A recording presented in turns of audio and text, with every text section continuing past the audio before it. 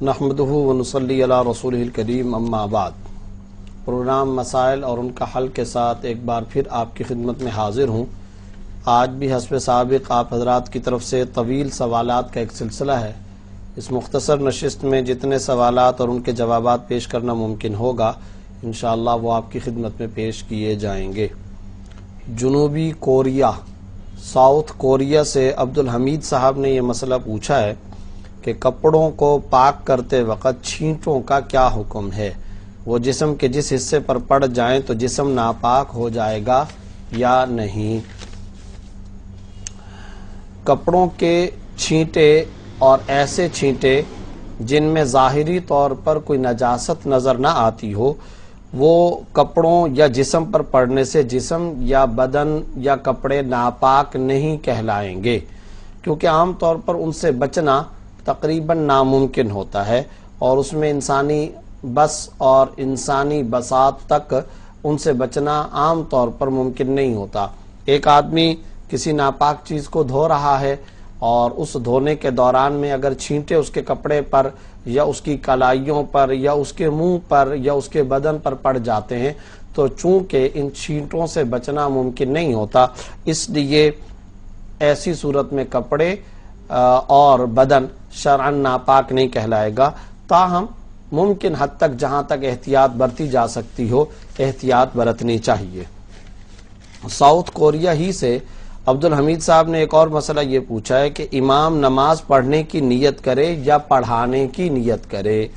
یاد رکھیے کہ جب امام امامت کرتا ہے تو امام امامت کرتے وقت اس طرح نیت کرے گا کہ میں ان تمام لوگوں کی امامت کی نیت کرتا ہوں جو لوگ میرے پیچھے آ کر اقتداء کریں گے اور جو نماز آ کر کے میرے پیچھے پڑھیں گے اور میرے اقتداء کریں گے۔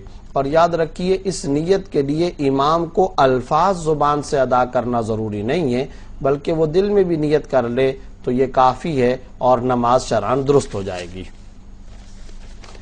رابعہ صاحبہ نے امریکہ سے یہ مسئلہ پوچھا ہے، کیا دانیہ نام رکھنا صحیح ہے؟ قرآن کریم کے اندر بھی یہ نام آتا ہے۔ جی ہاں، آپ نے صحیح کہا، قرآن کریم کے اندر سورہ حاقہ آیت نمبر 23 کے اندر قطوفہا دانیہ یہ آیت آئی ہے جس میں جنت کے میوہ جات کا تذکرہ ہے کہ جس کے میوے جھکے پڑے ہوں گے، جس کے میوے قریب ہوں گے، یعنی جنتیوں کو اللہ رب العزت ہم سب کو وہاں پہنچائے، جنتیوں کو یہ بالکل قریب حالت کے اندر اویلیبل اور دستیاب ہوں گے، جنتی ان میووں کو آرام سے حاصل کر لیں گے۔ دانیہ کا معنی ہوتا ہے قریب ہونے والی، لہٰذا یہ نام رکھنا شرعاً درست ہے، اس میں کوئی حرج کی بات نہیں۔ انڈیا سے محمد غیاث صاحب نے یہ مسئلہ پوچھا ہے، کیا ہم ایک طلاق کا حق قاضی صاحب کو دے سکتے ہیں تاکہ 3 طلاق کی نوبت نہ آئے، اور اگر قاضی صاحب کا انتقال ہو جائے تو اس طلاق کا کیا حکم ہوگا؟ دیکھیں، شرعی مسئلہ یہ ہے، کوئی شخص اگر کسی اور کو، چاہے وہ اگلا قاضی ہو یا قاضی کے علاوہ کوئی عام فرد ہو، طلاق کا حق اگر دینا چاہتا ہے تو اس میں شرعاً کوئی حرج کی بات نہیں، طلاق کا اختیار دے سکتا ہے۔ لیکن یہ یاد رکھیے گا کہ یہاں ایک فقہی فتوے اور مسئلے کے اعتبار سے معمولی سی پیچیدگی ہے اور اس پیچیدگی کو سمجھنا چاہیے۔ اگر کوئی شخص کسی کو طلاق کا رائٹ اور اختیار دیتا ہے، چاہے وہ بیوی ہو، چاہے کوئی تیسرا تھرڈ پارٹی ہو، چاہے قاضی ہو، چاہے کوئی بھی ہو، اگر اس نے طلاق کا اختیار دیتے وقت عموم اوقات کا کوئی لفظ استعمال نہیں کیا، عموم اوقات سے مراد یہ ہے کہ تمہیں ہمیشہ کے لیے جب بھی تم چاہو تمہیں یہ طلاق واقع کرنے کا اختیار ہے، اس طرح ہمیشہ کا دائمی طور پر دیگر اوقات کے اندر بھی، عام اوقات کے اندر بھی طلاق واقع کرنے کا یہ اختیار دیا ہو تو ایسی صورت میں تو وہ تھرڈ پرسن یا بیوی یا قاضی اور جج جس موقع پر بھی وہ چاہیں گے وہ طلاق واقع کر سکیں گے۔ لیکن اگر شوہر نے کسی اور آدمی کو، چاہے قاضی ہو، چاہے بیوی ہو، کوئی تھرڈ پارٹی ہو، اگر اس کو طلاق کا اختیار دیا اور اس میں ہمیشہ کا کوئی لفظ استعمال نہیں کیا تو پھر جس مجلس کے اندر یاد رکھیے جس مجلس اور جس میٹنگ کے اندر طلاق کا رائٹ اور حق اور اختیار دیا گیا ہوگا، اگلا آدمی صرف اسی مجلس میں طلاق کے رائٹ کو استعمال کر سکتا ہے، اس کے بعد طلاق کے رائٹ کو اختیار استعمال کرنے کا شرعی طور پر اسے کوئی اختیار نہیں ہوگا۔ مثلا شوہر ایک آدمی کو کہتا ہے کہ میں تمہیں طلاق واقع کرنے کا اختیار دیتا ہوں، بس وہ یہ کہہ دیتا ہے۔ اب وہ جو اگلا آدمی ہوگا وہ اسی مجلس میں جب اس نے یہ بات سنی، جس مجلس کے اندر شوہر نے یہ کہا، اسی مجلس کے اندر اگر وہ کہنے والے کی بیوی پر طلاق واقع کر دے گا تو طلاق واقع ہو جائے گی۔ اگر اس کے بعد اگلے دن مجلس برخاست ہونے کے بعد 2 دن بعد، سال بعد، مہینے بعد اگر وہ طلاق واقع کرنا چاہے گا تو طلاق واقع کرنے کا اب اس کے پاس رائٹ، حق اور اختیار نہیں ہوگا، اس لیے کہ اس نے ہمیشہ کا کوئی لفظ استعمال نہیں کیا، عموم اوقات کا کوئی لفظ استعمال نہیں کیا۔ تو عموم اوقات کا، ہمیشہ کا، دائمی طور پر طلاق دیے جانے کا رائٹ دینے کے لیے شرعاً یہ ضروری ہے کہ آپ باقاعدہ ہمیشہ کا کوئی لفظ استعمال کریں۔ جب تک آپ ہمیشہ کا کوئی لفظ استعمال نہیں کریں گے اس وقت تک اگلے کو جو اختیار آپ نے دیا وہ صرف اور صرف مجلس تک محدود رہے گا، مجلس کے بعد پھر اسے طلاق واقع کرنے کا اختیار نہیں ہوگا۔ امید ہے کہ مسئلہ واضح ہو گیا ہوگا۔ البتہ اس کے ساتھ ساتھ یہ بھی یاد رکھیں کہ اگر کسی نے کسی کو طلاق کا رائٹ اور اختیار دے دیا ہو تو اس کا یہ مطلب نہیں ہے کہ اس شوہر سے طلاق کا رائٹ اور اختیار ختم ہو جائے گا، اسے تو بہرحال حسب سابق حاصل ہے، وہ اگر خود بھی طلاق واقع کرنا چاہے تو وہ طلاق واقع کر سکتا ہے، اس میں شرعاً اس کے لیے کوئی رکاوٹ نہیں ہے۔ اسلام آباد سے سمیع خان صاحب نے یہ مسئلہ پوچھا ہے، کوئی ایسا وظیفہ بتا دیں جو آزمائشوں، تکالیف، وساوس وغیرہ سے بچاؤ کے لیے ہو۔ اس سلسلے میں یہ بات یاد رکھیں کہ اللہ رب العزت سے دعا کرنی چاہیے اور دعا کا اہتمام کرنا چاہیے۔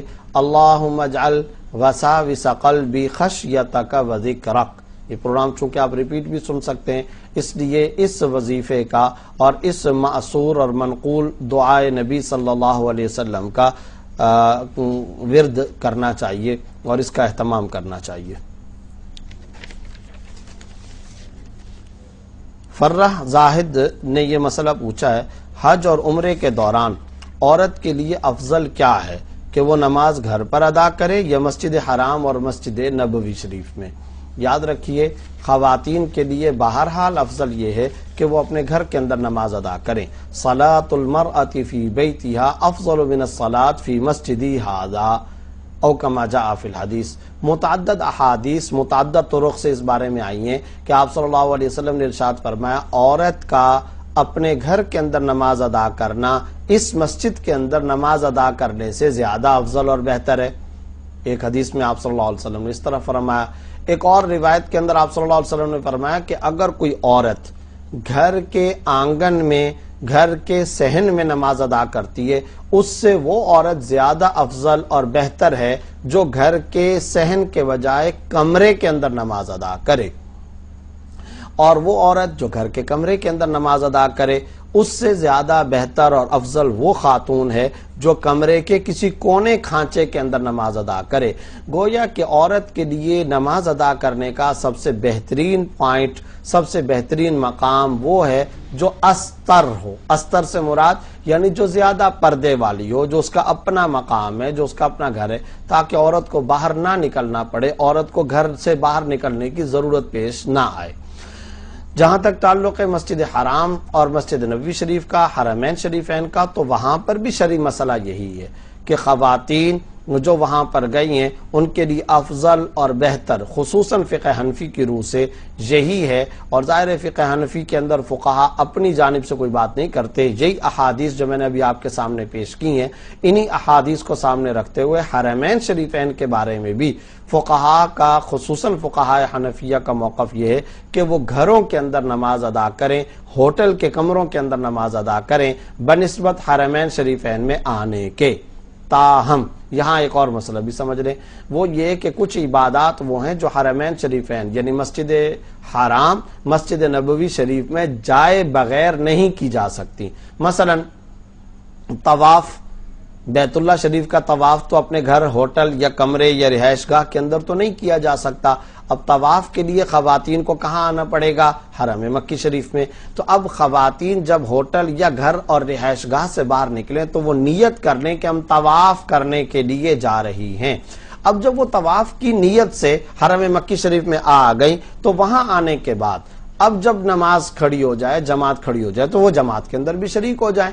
گویا کہ جماعت اور نماز کے لیے اصلاً وہ گھر سے نہیں آئی ہیں، بلکہ اصلاً وہ آئی ہیں طواف کرنے کے لیے. اور طواف ظاہر ہے کہ بیت اللہ شریف کے علاوہ کہیں اور نہیں ہو سکتا، اس کا امکان ہی نہیں ہے. لہٰذا جب وہ طواف کی نیت سے گھر سے باہر نکلیں، طواف کی نیت سے جب وہ اپنی رہائش گاہ ہوٹل سے باہر نکلیں اور حرم مکی شریف کے اندر آئیں، تو حرم مکی شریف میں اب آنے کے بعد جب جماعت کھڑی ہو تو نماز کے اندر بھی شامل ہو جائے. اسی طرح مسجد نبوی شریف کے اندر وہ آئیں صلاۃ و سلام کی نیت سے کہ وہ صلاۃ و سلام پیش کرنا چاہتی ہیں. تو اب ظاہر صلاۃ و سلام پیش کرنے کی نیت سے وہ آئیں اور مسجد نبوی شریف کی زیارت کی نیت سے آئیں، روضہ رسول صلی اللہ علیہ وسلم کی زیارت کی نیت سے آئیں. تو اب آنے کے بعد جب وہاں جماعت کھڑی ہو، نماز کھڑی ہو، تو نماز کے اندر بھی شامل ہو جائیں. اس طرح حرمین شریفین کے اندر نمازوں کا بھی اجر و ثواب ان کو مل جائے گا، اور جو دوسری عبادت کی انہوں نے نیت کی اس کا اجر و ثواب بھی ان کو مل جائے گا.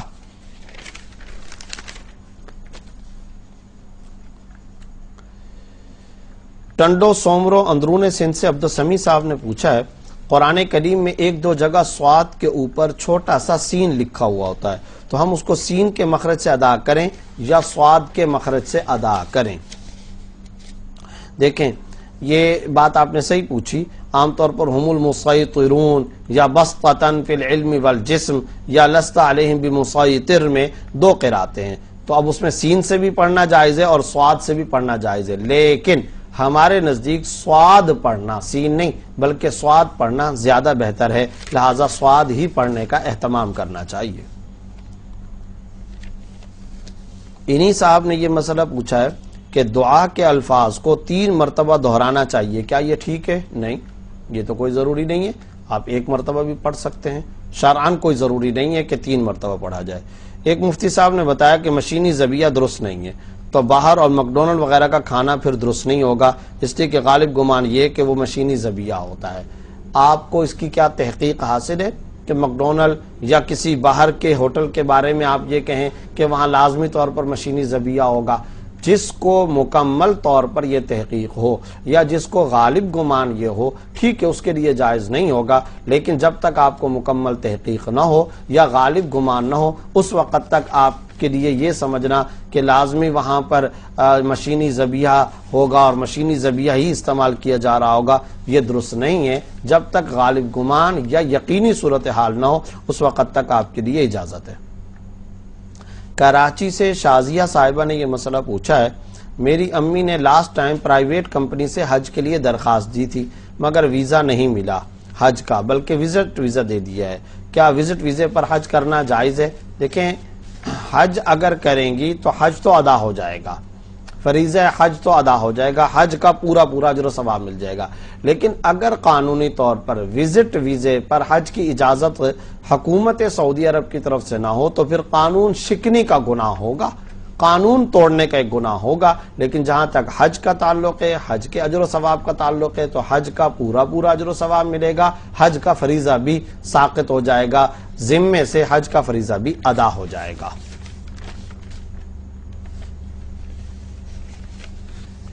ادریس نظامی صاحب نے پوچھا ہے، گھر میں عورتوں کو نماز کتنی تاخیر سے پڑھنی چاہیے؟ اصل بات یہ کہ اذان کے بعد خواتین کو پھر زیادہ تاخیر نہیں کرنی چاہیے، بلکہ جلدی نماز پڑھنی چاہیے، اور اس میں اس بات کا انتظار نہیں کرنا چاہیے کہ مردوں کی جماعت ہو گئی یا نہیں ہوئی. مردوں کی جماعت کا انتظار نہیں کرنا چاہیے، اذان کے بعد ان کو نماز ادا کر لینی چاہیے. قرآن کریم کے صفحات کو ہم نے سنا ہے انگلی اور زبان سے گیلی کر کے نہیں پلٹنا چاہیے، آپ رہنمائی فرمائیں. نہیں، اس طرح ورق گردانی کرنا شرعاً جائز ہے، اس میں کوئی حرج کی بات نہیں. شمائلہ علی صاحبہ نے یہ مسئلہ پوچھا ہے، کوئی اگر کسی سے پیمنٹ لے اور مقررہ وقت پر ادائیگی کرے اور ساتھ منافع بھی دے تو یہ جائز ہے؟ مثلا 1 لاکھ روپیہ لے کر اور واپسی 1,20,000 روپے کرے تو کیا یہ جائز ہے؟ کھلا ہوا سود ہے، حرام ہے، ناجائز ہے. اگر قرض لیا ہے 1 لاکھ روپیہ اور 1,00,000 روپے کی جگہ پر طے کیا ہے کہ 1,20,000 روپے دیا جائے گا، تو کل قرض جر منفعۃ فہو ربا عن علی امیر المؤمنین رضی اللہ تعالی عنہ کل قرض جر منفعۃ فہو ربا. ہر وہ آدمی جب قرض کسی کو دے، جب قرض واپس آ رہا ہو، اپنے ساتھ وہ نفع لے کر کے آئے، ایکسٹرا رقم لے کر آئے، اضافی رقم لے کر کے آئے، تو وہ اضافی رقم ایکسٹرا جو اماؤنٹ ہے یہ سود ہے، شرعاً حرام ہے، ناجائز ہے.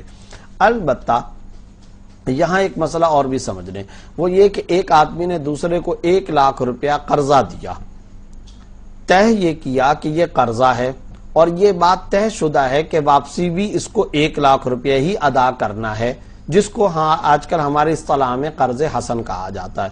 تو قرض حسن کا دینا لینا شرعاً جائز ہے، بلکہ قرض حسنہ دینا بڑا اجر و ثواب کا کام ہے کہ کوئی آدمی کسی مسلمان کی، کسی غریب مفلس کی ضرورت کو پورا کرتا ہے اور اس کو قرض حسنہ دیتا ہے، تو شرعاً یہ جائز ہے، اس میں کوئی حرج کی بات نہیں. البتہ اس میں یہ بات یاد رکھنے کی ہے کہ جس نے قرضہ حاصل کیا وہ بھی اور جس نے قرضہ دیا یہ بھی کبھی یہ بات طے نہ کریں کہ اس کے اوپر اضافی رقم لی یا دی جائے گی. اضافی رقم لینا یا دینا شرعاً ناجائز ہے، سود ہے، حرام ہے، اس کے ناجائز ہونے میں تو، حرام ہونے میں تو کوئی شبہ ہی نہیں ہے.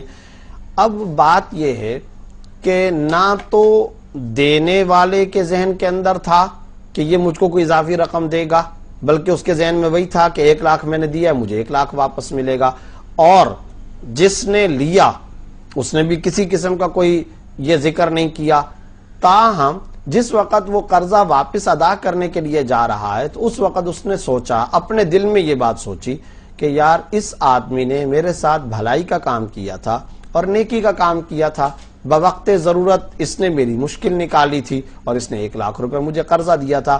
اب وہ اپنی مرضی سے، دوبارہ کہہ رہا ہوں، اپنی مرضی سے، بغیر کسی مطالبے کے، بغیر کسی مشروط ایگریمنٹ کے، بغیر کسی قید حد اور شرط کے، یہ مدجون، یہ جو قرض دار ہے، یہ قرض دار اپنی جانب سے اس 1,00,000 روپے پر کچھ اضافی رقم بھی دے دیتا ہے، اور وہ یہ کہتا ہے کہ یہ میں آپ کو اپنی طرف سے بطور تحفہ، بطور احسان، بطور گفٹ کے دیتا ہوں، تو اس میں شرعاً کوئی حرج کی بات نہیں. لیکن یاد رکھیے گا کہ یہ ہے معاملہ باریک. اگر دونوں کی طرف سے مشروط ہوگا تو سود ہو گیا، طے کیا گیا ہے اضافہ تو بھی سود ہے. دماغ میں اگر اس کے ہے جس نے کہ پیسہ 1,00,000 روپے بطور قرض کے دیا تھا کہ یہ مجھے دے گا، یہ سب صورتیں اگر ہوں گی تو ناجائز ہے، اور نہ تو معروف ہے نہ مشروط ہے، یعنی نہ تو اس علاقے کا یہ رواج ہے اور نہ ہی کسی قسم کا کوئی مشروط معاملہ ہے.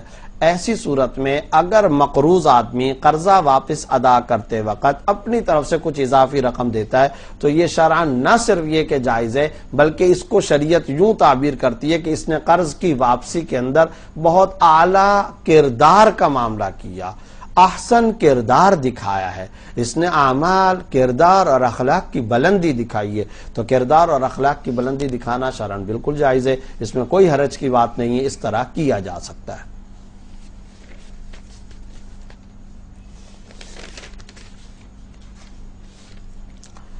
بنت آدم صاحبہ نے پوچھا ہے، مجھے مکہ مدینہ جانے کا بہت زیادہ شوق ہے، میرے والد فی الحال نہیں جا سکتے اور بھائی بالغ نہیں ہے، کیا میں اپنی بہن کے ساتھ جا سکتی ہوں جو اپنے شوہر کے ساتھ جا رہی ہیں؟ دیکھیں، میں ایک تو بات میں کئی دفعہ عرض کر چکا ہوں، اب یہ سوال مجھے نہیں معلوم یہ تیسری چوتھی مرتبہ آ رہا ہے. ہوتا کیا ہے کہ سوال کا جواب دے دیا جاتا ہے. اب یہ صاحبہ جو خاتون ہیں انہوں نے سوال پوچھا ہوگا اور پھر یا تو جواب سنا نہیں ہوگا، یا جس پروگرام میں اس سوال کا جواب دیا جا رہا ہوگا اس پروگرام کو انہوں نے مس کر دیا ہوگا، اب پھر بار بار وہ سوال پوچھ رہی ہیں. تو میں کئی دفعہ یہ گزارش کر چکا ہوں کہ جب آپ سوال بھیجیں تو جس پروگرام سے پہلے آپ نے سوال بھیجا اس پروگرام کو سنیں. اگر وہ پروگرام آپ سے مس ہو گیا تو برائے کرم مجھے دوبارہ سوال بھیجنے کے بجائے آپ اس پروگرام کو اگلے دن، اس سے اگلے دن، پورا ہفتہ ہوتا ہے، آپ اس ہفتے کے دوران میں اس پروگرام کو سن لیں، آپ کے سوال کا جواب آ چکا ہوگا. تو بار بار ایک ہی سوال ریپیٹ کرنا یہ بالکل غلط ہے، ٹائم بھی بہت کم ہوتا ہے، دوسروں کا بھی حق مارا جاتا ہے۔ برائے کرم درسقرآن.com کی طرف سے اس درخواست کو قبول فرمائیے اور اس کا اہتمام فرمائیے۔ ابھی جو سوال آپ نے پوچھا ہے میں پہلے بھی اس کا جواب دے چکا ہوں، گویا کہ یہ خاتون بہنوئی کے ساتھ جانا چاہتی ہیں، تو یاد رکھیے کہ شرعی اعتبار سے بہنوئی آپ کا محرم نہیں ہے، وہ غیر محرم ہے، اور غیر محرم کے ساتھ سفر کرنا جائز نہیں ہے۔ کیا رات میں جھاڑو دینا منع ہے؟ بالکل منع نہیں ہے، جائز ہے، اس میں کوئی حرج نہیں۔ کراچی میں لڑکیوں کے لیے کوئی اچھا مدرسہ بتا دیں جہاں پر ہاسٹل بھی ہو۔ کئی سارے مدارس ہیں، یہ تو کسی جاننے والے سے معلوم کرنا چاہیے۔ ہمارے کراچی کے اندر بہت سارے دینی مدارس موجود ہیں، معلومات آپ کر سکتی ہیں اور ان سے ہی معلوم کر کے اس کے مطابق اپنی ضرورت کو پورا کر لیں۔ انڈیا سے محمد جمیل صاحب نے پوچھا ہے قیامت کے دن بچوں کو باپ کے نام سے پکارا جائے گا یا ماں کے نام سے پکارا جائے گا؟ اصل بات تو یہ ہے کہ باپ کے نام سے پکارا جائے یا ماں کے نام سے پکارا جائے، کوڑھن، غم، فکر اس بات کی کرنی چاہیے کہ جب اللہ کے ہاں میری پکار کا ٹائم آئے گا اور جب مجھے پکارا جائے گا تو میں اللہ کے پاس کیا منہ لے کر جاؤں گا، میرے اعمال کی صورتحال کیا ہے، ہمیشہ اسی بات کا اہتمام کرنا چاہیے۔ ایک صاحب ایک مرتبہ آپ صلی اللہ علیہ وسلم کے پاس آئے اور انہوں نے آ کر کے کہا کہ متی الساعہ، قیامت کب قائم ہوگی؟ تو آپ صلی اللہ علیہ وسلم نے جواب میں ارشاد فرمایا، روایت طبرانی کے اندر موجود ہے، وما اعددت لہا، وہ سوال کر رہے ہیں کہ قیامت کب آئے گی، تو آپ صلی اللہ علیہ وسلم جواب میں بجائے قیامت کے اوقات اور بجائے قیامت کی ڈیٹ یا تاریخ وغیرہ بتانے کے آپ صلی اللہ علیہ وسلم فرما رہے ہیں وما اعددت لہا، یہ بتاؤ تم نے قیامت کے لیے تیاری کیا کر رکھی ہے، تم نے کیا قیامت کی تیاری کر رکھی ہے۔ یعنی اصل فکر اس بات کی نہیں ہے کہ قیامت کی ڈیٹ کون سی، مہینہ کون سا، زمانہ کون سا، صدی کون سی، ارے اس کو چھوڑ دو، اس کی فکر کے بجائے میرے اعمال کی کنڈیشن پوزیشن کیا چل رہی ہے، میرے اعمال کی صورتحال کیا ہے، اس پر غور کرنا چاہیے، یہ ہے قابل غور و فکر۔ جہاں تک یہ سوال پوچھا گیا ہے کہ ماں کے نام سے قیامت کے دن پکارا جائے گا یا باپ کے نام سے، تو روایات دونوں طرح کی ہے، بعض روایات میں ماں کے نام سے پکارنے کا ذکر ہے اور بعض میں باپ کے نام سے، اور اس سلسلے میں خود امام بخاری رحمۃ اللہ علیہ نے ایک باقاعدہ چیپٹر کا عنوان قائم کیا ہے، ایک باقاعدہ ترجمۃ الباب، فصل اور باب کا عنوان قائم کیا ہے، اور اس کے اندر ہے باب ما یدعی الناس بآبائہم، یعنی لوگوں کو والد کے نام سے پکارے جانے کا چیپٹر اور باب، اور نسب چونکہ عام طور پہ والد سے چلتا ہے، ماں سے نہیں چلتا، اس لیے باپ کی طرف نسبت کر کے ہی پکارا جائے گا۔ البتہ انہوں نے ایک سوال یہ پوچھا ہے کہ جس کا نسب ثابت نہ ہو، جو بچہ حلال طریقے سے دنیا میں نہ آئے، تو اس کے لیے کیا حکم ہے؟ تو یاد رکھیے کہ اس کے بارے میں حضرات محدثین نے مختلف احادیث کو سامنے رکھ کر کے کہا ہے کہ ایسی صورت میں پھر ایسے بچے کو جو حلال طریقے سے دنیا میں نہیں آیا ماں کے نام سے پکارا جائے گا، اور اس کے ساتھ ساتھ اعزاز کے طور پر حضرت عیسیٰ علیہ السلام کا معاملہ یہ کہ ان کو بھی والدہ کی نسبت سے پکارا جائے گا، اور اسی طرح حضرات حسنین رضی اللہ تعالی عنہما کو بھی حضرت صلی اللہ علیہ وسلم کے نسب سے یعنی برائے اظہار فضل اور برائے شرف کے پکارے جانے کا احادیث کے اندر تذکرہ آتا ہے کہ آپ صلی اللہ علیہ وسلم کے نسب سے اور حضرت فاطمہ الزہرا رضی اللہ تعالی عنہا کے نسب سے پکارے جانے کا، تاکہ ان کا فضل اور ان کی شرافت اور ان کے مقام کی بلندی اور ان کے مقام کی عظمت اور زیادہ ظاہر اور واضح ہو جائے۔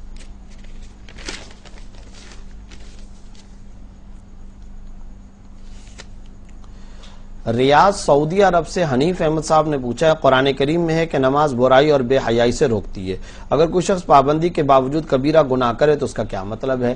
ان الصلاۃ تنہی عن الفحشاء والمنکر، صحیح فرمایا قرآن کریم کے اندر، یہ اللہ رب العزت نے فرمایا نماز فحاشی اور برائی کے کاموں سے روکتی ہے، لیکن کوئی شخص نماز کا پابند ہونے کے باوجود بھی فحاشی اور عریانی اور برائی کے کاموں میں لگا ہوا ہے تو پھر اس کے بارے میں حضرات مفسرین نے فرمایا دراصل یاد رکھیے جہاں کہیں پر بھی نماز کا حکم ہے تو صلو کا لفظ نہیں آیا، نماز پڑھو یہ لفظ نہیں آیا، اقیم الصلاۃ، نماز قائم کرو، تو یاد رکھیے اقامت صلاۃ ایک سسٹم کا نام ہے، اقامت صلاۃ نماز کا ایک قیام، اقامت صلاۃ ایک نظام کا نام ہے، ایک سسٹم کا نام ہے۔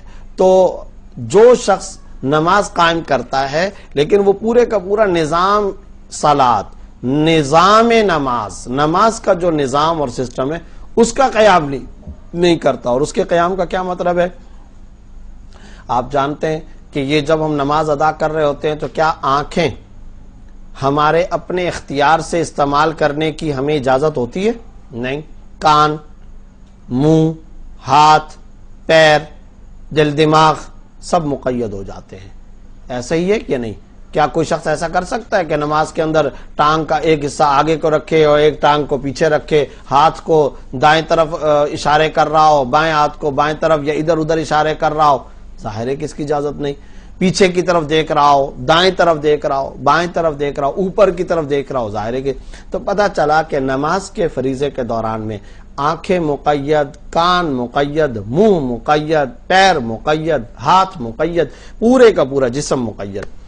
فلسفہ ہے اس کے پیچھے، لاجک ہے اس کے پیچھے پیغام ہے، اور وہ حقیقی مؤثر لاجک اور فلسفہ اور پیغام دراصل یہ ہے کہ جس طرح تم یہ 10 منٹ 8 منٹ اللہ کے احکام کے آگے مقید ہو گئے ہو، تو تم بازار کے اندر بھی، تم شاپنگ سینٹر کے اندر بھی، کچہری اور منڈی کے اندر بھی، عدالت اور پارلیمنٹ کے ایوان کے اندر بھی، گلی، سوسائٹی، محلے اور سڑک کے اندر بھی، خاندان اور اپنے گھر کے اندر بھی اللہ کے احکام کے پابند ہو. یہ ہے لاجک.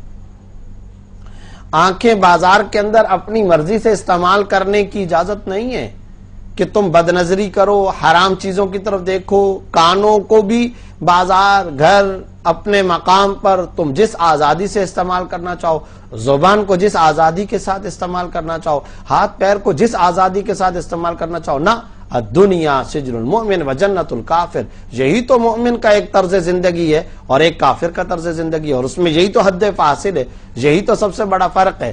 مومن کے لیے دنیا قید خانہ ہے اور کافر کے لیے جنت ہے کہ وہ من چاہی زندگی گزارتا ہے اور وہ اپنی طبیعت کے مطابق، خواہشات نفسانیہ کے مطابق زندگی گزارتا ہے.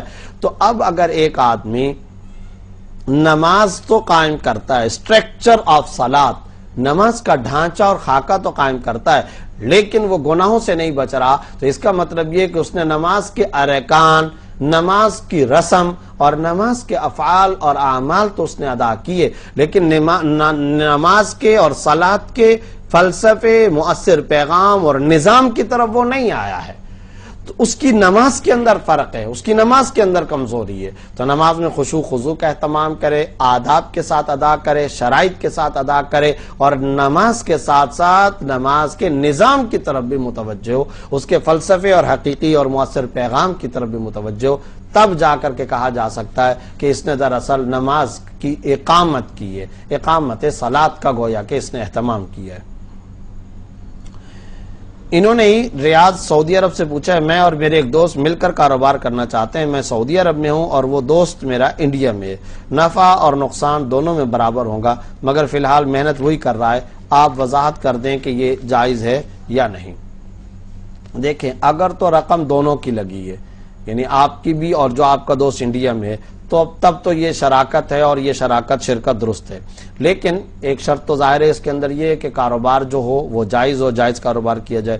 اور اگر آپ کی رقم لگی اور آپ کے دوست کی رقم نہیں لگی ہے تو پھر ایسی صورت میں یہ مضاربت ہے، انویسٹمنٹ ہے. اور مضاربت اور انویسٹمنٹ کے اندر یاد رکھیے گا کہ مضاربت میں، انویسٹمنٹ میں جو نقصان ہوتا ہے وہ مضارب پر، یعنی جو ورکنگ پارٹنر ہوتا ہے اس کے اوپر نقصان ڈالنا شرعاً درست نہیں ہوتا، بلکہ اس میں ہوتا یہ ہے کہ اگر اللہ نہ کرے کل کو نقصان، جہاں تک نفع کا تعلق ہے تو وہ تو باہمی طور پر آپ پرسنٹیج مقرر کر کے، رقم میں نہیں، پرسنٹیج مقرر کر کے آپ نفع منافع آپس کے اندر پروفٹ تقسیم کرنے کا کوئی بھی فارمولہ طے کر سکتے ہیں. لیکن اگر نقصان ہو تو پھر اس کی محنت جائے گی اور آپ کی رقم جائے گی. یہ اصول ذہن کے اندر رکھیں. اور یہ کب ہے؟ جب رقم آپ کی ہو اور آپ کے دوست کی رقم نہ لگی ہوئی ہو. اور اگر آپ کی اور ان کی رقم دونوں ہے تو پھر تو یہ شرکت ہے، اور یہ شرکت شرعاً درست ہے، پارٹنرشپ ہے. اور اگر معاملہ یہ ہے کہ آپ نے رقم دی اور اگلے آدمی نے کام کیا، تو ایسی صورت میں اگر نقصان ہوگا تو نقصان رقم کا سارا آپ پر آئے گا۔ دوست کے ذمے جو انڈیا کے اندر کام کر رہا ہے یہ نقصان لگانا جائز نہیں۔ اگر اس شرط کے ساتھ معاملہ کیا تو یہ معاملہ شرعاً درست ہوگا، کوئی فاسد نہیں ہوگا، اور یہ معاملہ اختیار کر سکتے ہیں، اس میں شرعاً کوئی حرج کی بات نہیں۔ بشرا صاحبہ نے کراچی سے پوچھا عصر کی نماز اگر نہ پڑھی ہو تو سورج ڈوبتے ہوئے پڑھ سکتے ہیں یا نہیں؟ دیکھیں، جب سورج کا رنگ زرد پڑ جائے، یہ یاد رکھیے گا، سورج کا رنگ جب زرد پڑ جائے تو اتنی تاخیر کر کے عصر کی نماز پڑھنا مکروہ ہے، لیکن یاد رکھیں کہ اگر پڑھ لی گئی تو معاملہ یہ ہے کہ یہ نماز شرعاً درست ہو جائے گی، اور شرعی حکم بھی یہ ہے کہ پڑھ لینی چاہیے، قضا نہیں کرنی چاہیے، یہ شرعی حکم ہے۔ اگرچہ اس دوران میں آپ نماز ادا کر رہے ہیں اور اس دوران میں سورج غروب بھی ہو جائے تب بھی آپ کی نماز درست ہو جائے گی، اور اسی دن کی چونکہ آپ عصر ادا کر رہے ہیں تو اس دن کی عصر آپ کی ادا ہو جائے گی۔ بعد میں اگر آپ تاخیر کریں گے تو پھر ظاہر ہے کہ اس سے بھی زیادہ تاخیر کرنے کی صورت میں پھر وہ نماز قضا ہو جائے گی۔ نماز بہرحال اسی دن کی سورج غروب بھی ہو رہا ہو تب بھی آپ ادا کریں، آپ کی نماز ہو جائے گی۔ تاہم اتنی تاخیر اگر بلا عذر کی ہے تو اتنی تاخیر اور ڈیلے کرنے کا، دیر کرنے کا گناہ بہرحال ہوگا۔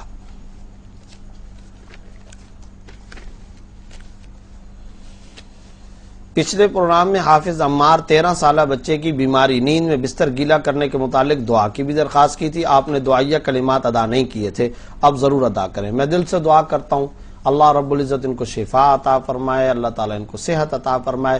دلی دعائیں، نیک تمنائیں میری ان کے ساتھ ہیں، اللہ ان کو اس بیماری سے نجات عطا فرمائے اور دیگر تمام بیماریوں سے بھی نجات عطا فرمائے۔ آپ بھی ان کے لیے دعا کیا کریں، 2 رکعت صلاۃ الحاجت پڑھ کر کے ان کے لیے دعا کا اہتمام کریں اور علاج بھی کرنا چاہیے۔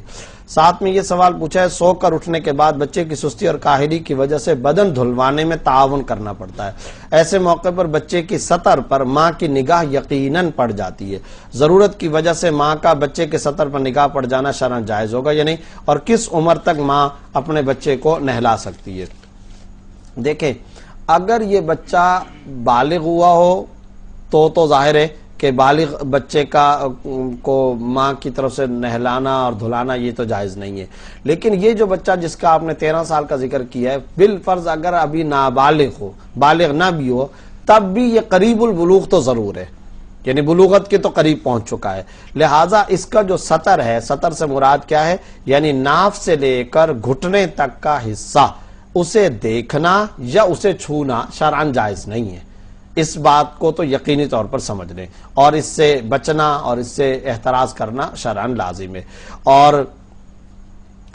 ساتھ ساتھ میں یہ بات بھی ذہن کے اندر رکھیں کہ اتنے بڑے بچے کو ماں کی طرف سے نہلانا یہ درست نہیں ہے، بات یہ ہے کہ اس کے لیے اسے خود اس بات پر تیار کرنا چاہیے۔ یہ عذر تو یقیناً اس کو لاحق ہے کہ وہ سوتے میں بستر گیلا کر دیتا ہے، لیکن باقی تو آپ نے عذر نہیں بتایا، وہ خود باقاعدہ غسل کر سکتا ہے، اور جب خود غسل کر سکتا ہے تو اتنے بڑی عمر والے بچے کو ماں کی طرف سے نہلانا یا ماں کا نہلانے اور دھلانے کا انتظام کرنا یہ درست نہیں ہے۔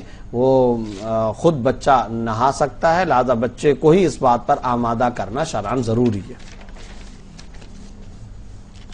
چارسدہ سے محمد اسلم اورکزئی صاحب نے پوچھا ہے حدیث کا مفہوم ہے کہ جس گھر میں کتا اور تصویر ہو اس گھر میں رحمت کے فرشتے نہیں آتے۔ آج کل کے دور میں تو ہر چیز پر تصویر ہے، تو اس سے بھی رحمت کے فرشتے نہیں آتے۔ اگر گھر میں تصاویر ہو اور بکس میں بند ہو تب بھی فرشتے نہیں آتے؟ نہیں، حضرات شراح اور محدثین و فقہاء نے اس بات کی وضاحت کی ہے کہ یہ جو حدیث ہے لا يدخل الملائکۃ بیتا فیہ کلب و تصاویر، فرشتے رحمت کے اس گھر کے اندر داخل نہیں ہوتے جس میں کتا یا تصویر ہو۔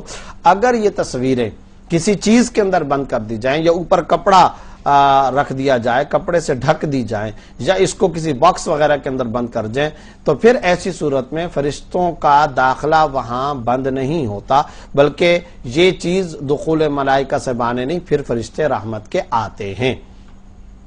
البتہ یہ بات یاد رکھنے کی ہے کہ تصویر جو کہ خاص طور پہ پرنٹڈ تصاویر کی بات ہو رہی ہے، ان کو خریدنا، ان کو گھر کے اندر رکھنا یا لگانا یہ بہرحال ناجائز ہے، اس سے احتراز کرنا اور بچنا ضروری ہے۔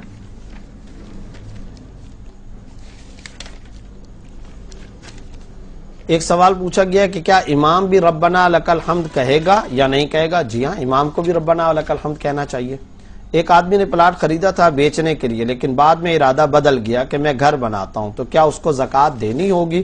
یاد رکھیں، جب سے اس نے یہ نیت کر لی کہ اب وہاں پر وہ گھر بنائے گا، رہائش رکھے گا اور رہائش کے طور پر وہ مکان کو استعمال کرے گا، تو اس وقت سے پھر اس پلاٹ پر شرعاً اس کے اوپر زکوٰۃ واجب نہیں ہوگی اور اس کی زکوٰۃ اسے ادا نہیں کرنی ہوگی۔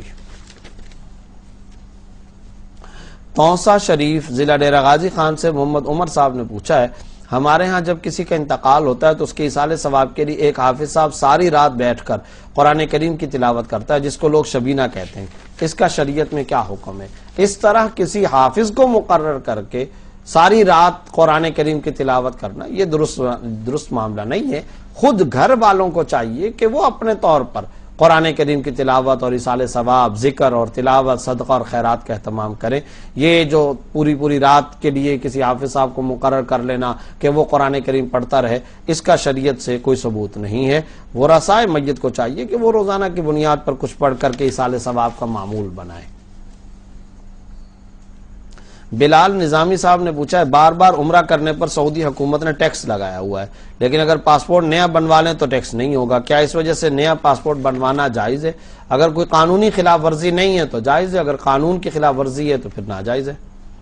پاسپورٹ آفس میں رش کی وجہ سے پیسے دے کر جلدی پاسپورٹ بنوانا جائز ہے، رشوت کے زمرے میں آتا ہے؟ جی ہاں، یہ رشوت کے زمرے میں آئے گا۔ یاسر فواد صاحب نے پشاور سے پوچھا ہے، نماز پڑھتے ہوئے پاؤں پر نظر پڑی کہ کچھ جگہ خشک رہ گئی، کئی دفعہ یہ مسئلہ بتا چکا ہوں۔ آگے ایک مسئلہ یہ پوچھا گیا ہے کہ میں ایک دین بیزار انسان تھا، مختصر یہ کہ تبلیغی جماعت کی وجہ سے دین سے محبت ہو گئی۔ یہ سوال بھی پہلے آ چکا ہے اور جواب دے چکا ہوں۔ حاصل اس کا یہ کہ یہ کہتے ہیں نماز پڑھنا بہت مشکل ہے، وساوس آتے ہیں۔ ان کی خدمت میں یہی گزارش ہے کہ نماز بالکل نہ چھوڑیں، بالکل نماز کو ترک نہ کریں، یہی نماز ان کا علاج ہے۔ اور وساوس آتے ہیں، گھبرائے نہیں، آتے رہیں، اس سے آپ فکر مند نہ ہو، کوئی فکر نہ کریں، آپ اپنی نمازیں برقرار رکھیں۔ وسوسوں کی وجہ سے نماز کو ترک کرنا انتہا درجے کی بے وقوفی ہے، اس بات پر کبھی نہ آئیں۔ ماریا بطول صاحبہ نے کراچی سے مسئلہ پوچھا ہے، ان کی خدمت میں گزارش ہے کہ وہ درس قرآن کے ان باکس کے اندر اپنا مسئلہ پرسنل کے اندر پوچھیں، انشاءاللہ ان کو جواب دیا جائے گا۔ دبئی سے ارسلان صاحب نے یہ پوچھا ہے، میں سیکورٹی کمپنی میں نائٹ کی ڈیوٹی کرتا ہوں اور صبح 10 بجے سوتا ہوں، جس کی وجہ سے ظہر کی نماز قضا ہو جاتی ہے۔ یہ جواب بھی میں پہلے دے چکا ہوں، معلوم نہیں کہ یہ بار بار کیوں پوچھا جا رہا ہے۔ بات یہ کہ نیند غالب ہونے کی وجہ سے ظہر کی نماز آپ ادا نہیں کر سکتے، کبھی کبھار اگر یہ معاملہ ہو تو شاید اس کی شرعاً گنجائش ہے، لیکن ہمیشہ کا یہ معاملہ کرنا کہ ظہر کی نماز کو قضا کر دینا یہ تو ناجائز ہے، اس سے بچنا ضروری ہے۔ نوید خان صاحب نے کراچی سے پوچھا ہے، کارٹون بنانا کیسا ہے؟ میں اس کی جاب کرتا ہوں، یہ شرعاً درست ہے یا نہیں؟ اگر تو اس کے اندر شکل بنانی پڑتی ہے، باقاعدہ تصویر بنانی پڑتی ہے، چہرہ واضح طور پر دکھائی دیتا ہے تو پھر تو یہ درست نہیں ہے۔ اور اگر شکل اس کی نہ بنائی جائے یا اگر بناتے ہیں تو چہرہ واضح نہ ہو یا سر، آنکھیں وغیرہ واضح نہ ہو تو پھر اس صورت میں اس کی گنجائش ہے۔ اور اگر بنا کر پرنٹ بنانا پڑتا ہے جس میں چہرہ وغیرہ واضح ہو تو وہ بالکل ناجائز ہے۔ اور اگر صرف اور صرف ڈیجیٹل کیمرے کی حد تک وہ رہتا ہے تو اگرچہ اس کی گنجائش ہے لیکن یہ بہتر نہیں ہے، اور اس سے خلاف شریعت ویڈیوز اور موویز بنانے والوں کی حوصلہ افزائی ہوگی، اس لیے اس جاب کے بجائے کوئی اور کام اختیار کرنا چاہیے۔ زوجہ فیصل صاحبہ نے یو کے برطانیہ سے پوچھا ہے، کوئلہ کی ٹوتھ پیسٹ سے دانت صاف کرنا کیسا ہے؟ میں نے سنا ہے کہ آپ صلی اللہ علیہ وسلم نے کوئلے سے دانت صاف کرنے سے منع فرمایا ہے۔ نہیں، اس طرح کی کوئی ممانعت کہیں حدیث کے اندر نہیں ہے، کر سکتے ہیں، اس میں شرعاً کوئی رکاوٹ اور ممانعت نہیں۔ نماز میں سورہ فاتحہ پڑھنا فرض ہے یا کیا قرآن کریم کی آیات پڑھنا فرض ہے؟ نماز میں سورہ فاتحہ پڑھنا واجب ہے کہ اور کوئی بھی اس کے علاوہ سورہ فاتحہ کے علاوہ کوئی بھی 3 آیات چاہے چھوٹی ہوں، 3 چھوٹی آیات یا 1 بڑی آیت کی مقدار قرات کرنا یا سورت یعنی تلاوت کرنا یہ شرعاً فرض ہے، لیکن جہاں تک امام کے پیچھے نماز پڑھنے کا تعلق ہے تو اس میں قرات بالکل نہیں کی جائے گی۔ ناظم آباد کراچی سے عمر فاروق صاحب نے پوچھا ہے، نکاح میں ایجاب و قبول کتنی دفعہ کروائی جائے؟ ایک ہی مرتبہ کافی ہے۔ انہوں نے کہا کہ 3 دفعہ کرانے کا کیا ہوگا، مگر کوئی 3 دفعہ کراتا ہے تو ٹھیک ہے، شرعاً اس میں کوئی ممانعت نہیں ہے، لیکن اصل یہ ہے کہ ایجاب و قبول بس ایک مرتبہ کرا لیا گیا تو کافی ہے۔ میری بیٹیوں کی عمریں میرے بیٹیوں کی عمریں 23 21 سال اور بیٹے کی عمر 20 سال ہے، ان کا عقیقہ نہیں ہوا بچپن میں، کیا اب ہم ان کا عقیقہ کر سکتے ہیں؟ جی ہاں کر سکتے ہیں، کوئی حرج نہیں۔ سعودی عرب سے عمران صاحب نے پوچھا ہے، میرا اکاؤنٹ سیونگ ہے جس میں مجھے کچھ منافع کے نام سے رقم مل جاتی ہے، ایک دفعہ میں نے نکال کر صدقہ کر دیا تھا، کیا میں نے صحیح کیا؟ ایسا کرنا جائز ہے؟ پہلی بات تو یہ کہ کسی بھی کنونشنل اور سودی بینک کے اندر سیونگ اکاؤنٹ کھلوانا جائز نہیں ہے۔ ہاں اگر کوئی اسلامی بینک ہے، غیر سودی بینک ہے، اس میں تو سیونگ اکاؤنٹ کھلوا سکتے ہیں، جس بینک کا باقاعدہ مستند اور باقاعدہ اہل فتویٰ مستند اور اتھینٹک شریعہ ایڈوائزری بورڈ موجود ہو۔ اگر ایسا کوئی اسلامی یا غیر سودی بینک ہے تو اس کے اندر تو سیونگ اکاؤنٹ کھلوانا جائز ہے، لیکن جہاں تک سودی اور کنونشنل بینک کا تعلق ہے تو وہاں سیونگ اکاؤنٹ کھلوانا جائز نہیں ہے، کرنٹ اکاؤنٹ کھلوائیں، اور اگر کھلوا لی ہے اور پھر اضافی رقم آئی ہے تو اسے بلا نیت ثواب صدقہ کرنا لازم ہے۔ آپ نے کہا کہ آپ نے پہلے صدقہ کیا تھا، بالکل صحیح کیا، آئندہ بھی اگر یہ رقم ہے تو اسے بلا نیت ثواب صدقہ کریں، بلکہ اصولی طور پر تو یہ لازم ہے کہ سیونگ اکاؤنٹ ہی نہ کھلوائیں، اسے بند کر دیں اور کرنٹ اکاؤنٹ کھلوائیں۔ ایک شخص نے بیوی کو واٹس ایپ پر بیوی کو 3 دفعہ طلاق کے الفاظ یوں لکھے، طلاق طلاق طلاق، تو کیا طلاق ہو گئی؟ ابھی لڑکا انکار کر رہا ہے کہ میں نے میسج نہیں بھیجا، تو کیا طلاق ہوئی یا نہیں؟ ابھی لڑکی اس کے پاس دوبارہ نہیں جانا چاہتی، آپ رہنمائی فرما دیں اس صورت میں کیا حکم؟ یاد رکھیے، میسج یا واٹس ایپ کے ذریعے وائس میسج یا لکھ کر طلاق دینے سے شرعاً طلاق واقع ہو جاتی ہے، اور جب یہاں آپ نے لکھا ہے کہ 3 طلاقیں لکھی ہے، طلاق طلاق طلاق، تو ایسی صورت میں شرعاً 3 طلاقیں واقع ہو کر حرمت مغلظہ ثابت ہو گئی، نکاح ختم ہو گیا، بیوی شوہر پر حرام ہو چکی، اب رجوع نہیں ہو سکتا، بغیر شرعی حلالہ کے دوبارہ آپس میں نکاح بھی نہیں ہو سکتا۔ ایک خاتون کے 5 بچے آپریشن سے ہو چکے ہیں، اب ایک لیڈی ڈاکٹر جو پابند شریعت بھی ہے کہتی ہے کہ اب اگر بچہ ہوا تو آپ کے لیے خطرہ ہو سکتا ہے، تو کیا ایسی صورت میں مذکورہ خاتون دائمی نس بندی کرا سکتی ہے؟ دیکھیں، اگر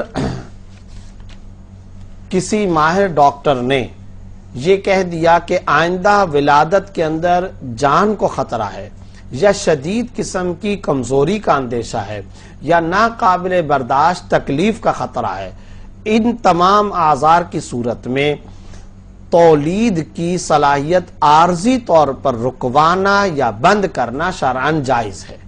ولادت کی صلاحیت کو عارضی طور پر روکنا یا بند کرنا شرعاً جائز ہے۔ مثلا ڈاکٹروں نے کہا کہ اگر ولادت ہوگی تو اگلی ولادت سے عورت کی جان کو خطرہ ہے، یا ناقابل برداشت تکلیف کا اندیشہ ہے، یا شدید قسم کی کمزوری کا اندیشہ ہے، اگر اس طرح کی کوئی رپورٹ اور اس طرح کا کوئی مشورہ ڈاکٹر نے دیا تو پھر منع حمل کی یعنی پریگننسی سے بچاؤ کی جتنی عارضی تدبیریں اختیار کرنا چاہیں کر سکتے ہیں، شرعاً اس میں کوئی ممانعت نہیں۔ مثلا انجیکشن، ٹیبلٹ، دوائیاں یا جو بھی طریقہ ہے ان طریقوں کو استعمال کر سکتے ہیں، لیکن یاد رکھیے کہ تولید کی صلاحیت مرد یا عورت سے مکمل طور پر ختم کروا دینا یہ شرعاً ناجائز ہے، اس سے احتراز کرنا ضروری ہے۔ جہاں تک عذر کا تعلق ہے، عارضی طور پر آپ ولادت کی تولید کی صلاحیت کو روکنا چاہتے ہیں تو شرعاً اس میں کوئی ممانعت نہیں، عذر کی وجہ سے عارضی طور پر منع حمل کی تدابیر کو اختیار کرنا شرعاً جائز ہے اور اس کی شرعی اعتبار سے گنجائش موجود ہے۔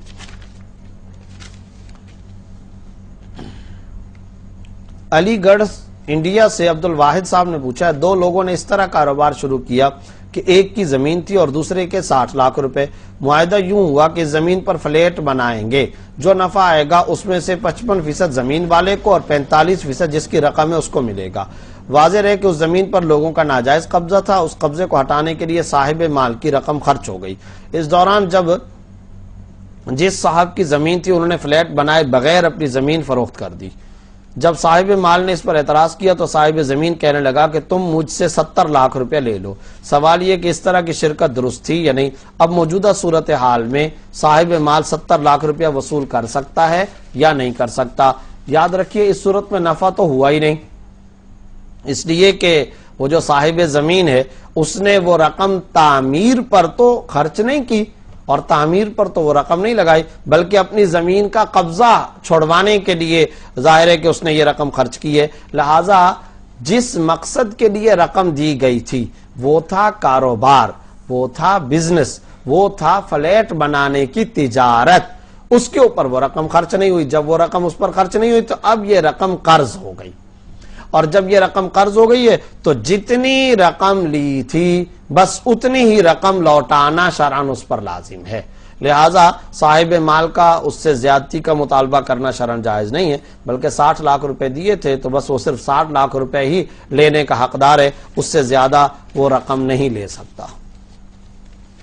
استخارہ کرنے کے بعد اس کے خلاف کام کرنے میں کوئی گناہ تو نہیں، اور استخارے کے بارے میں پوچھا گیا۔ دیکھیں ہمارے ہاں معاشرے کے اندر استخارے کے بارے میں عجیب و غریب قسم کے تصورات ہیں، اور پتہ نہیں خدا جانے استخارے کے بارے میں ہم نے کیا کیا تصورات اپنے ذہن میں قائم کر رکھے ہیں۔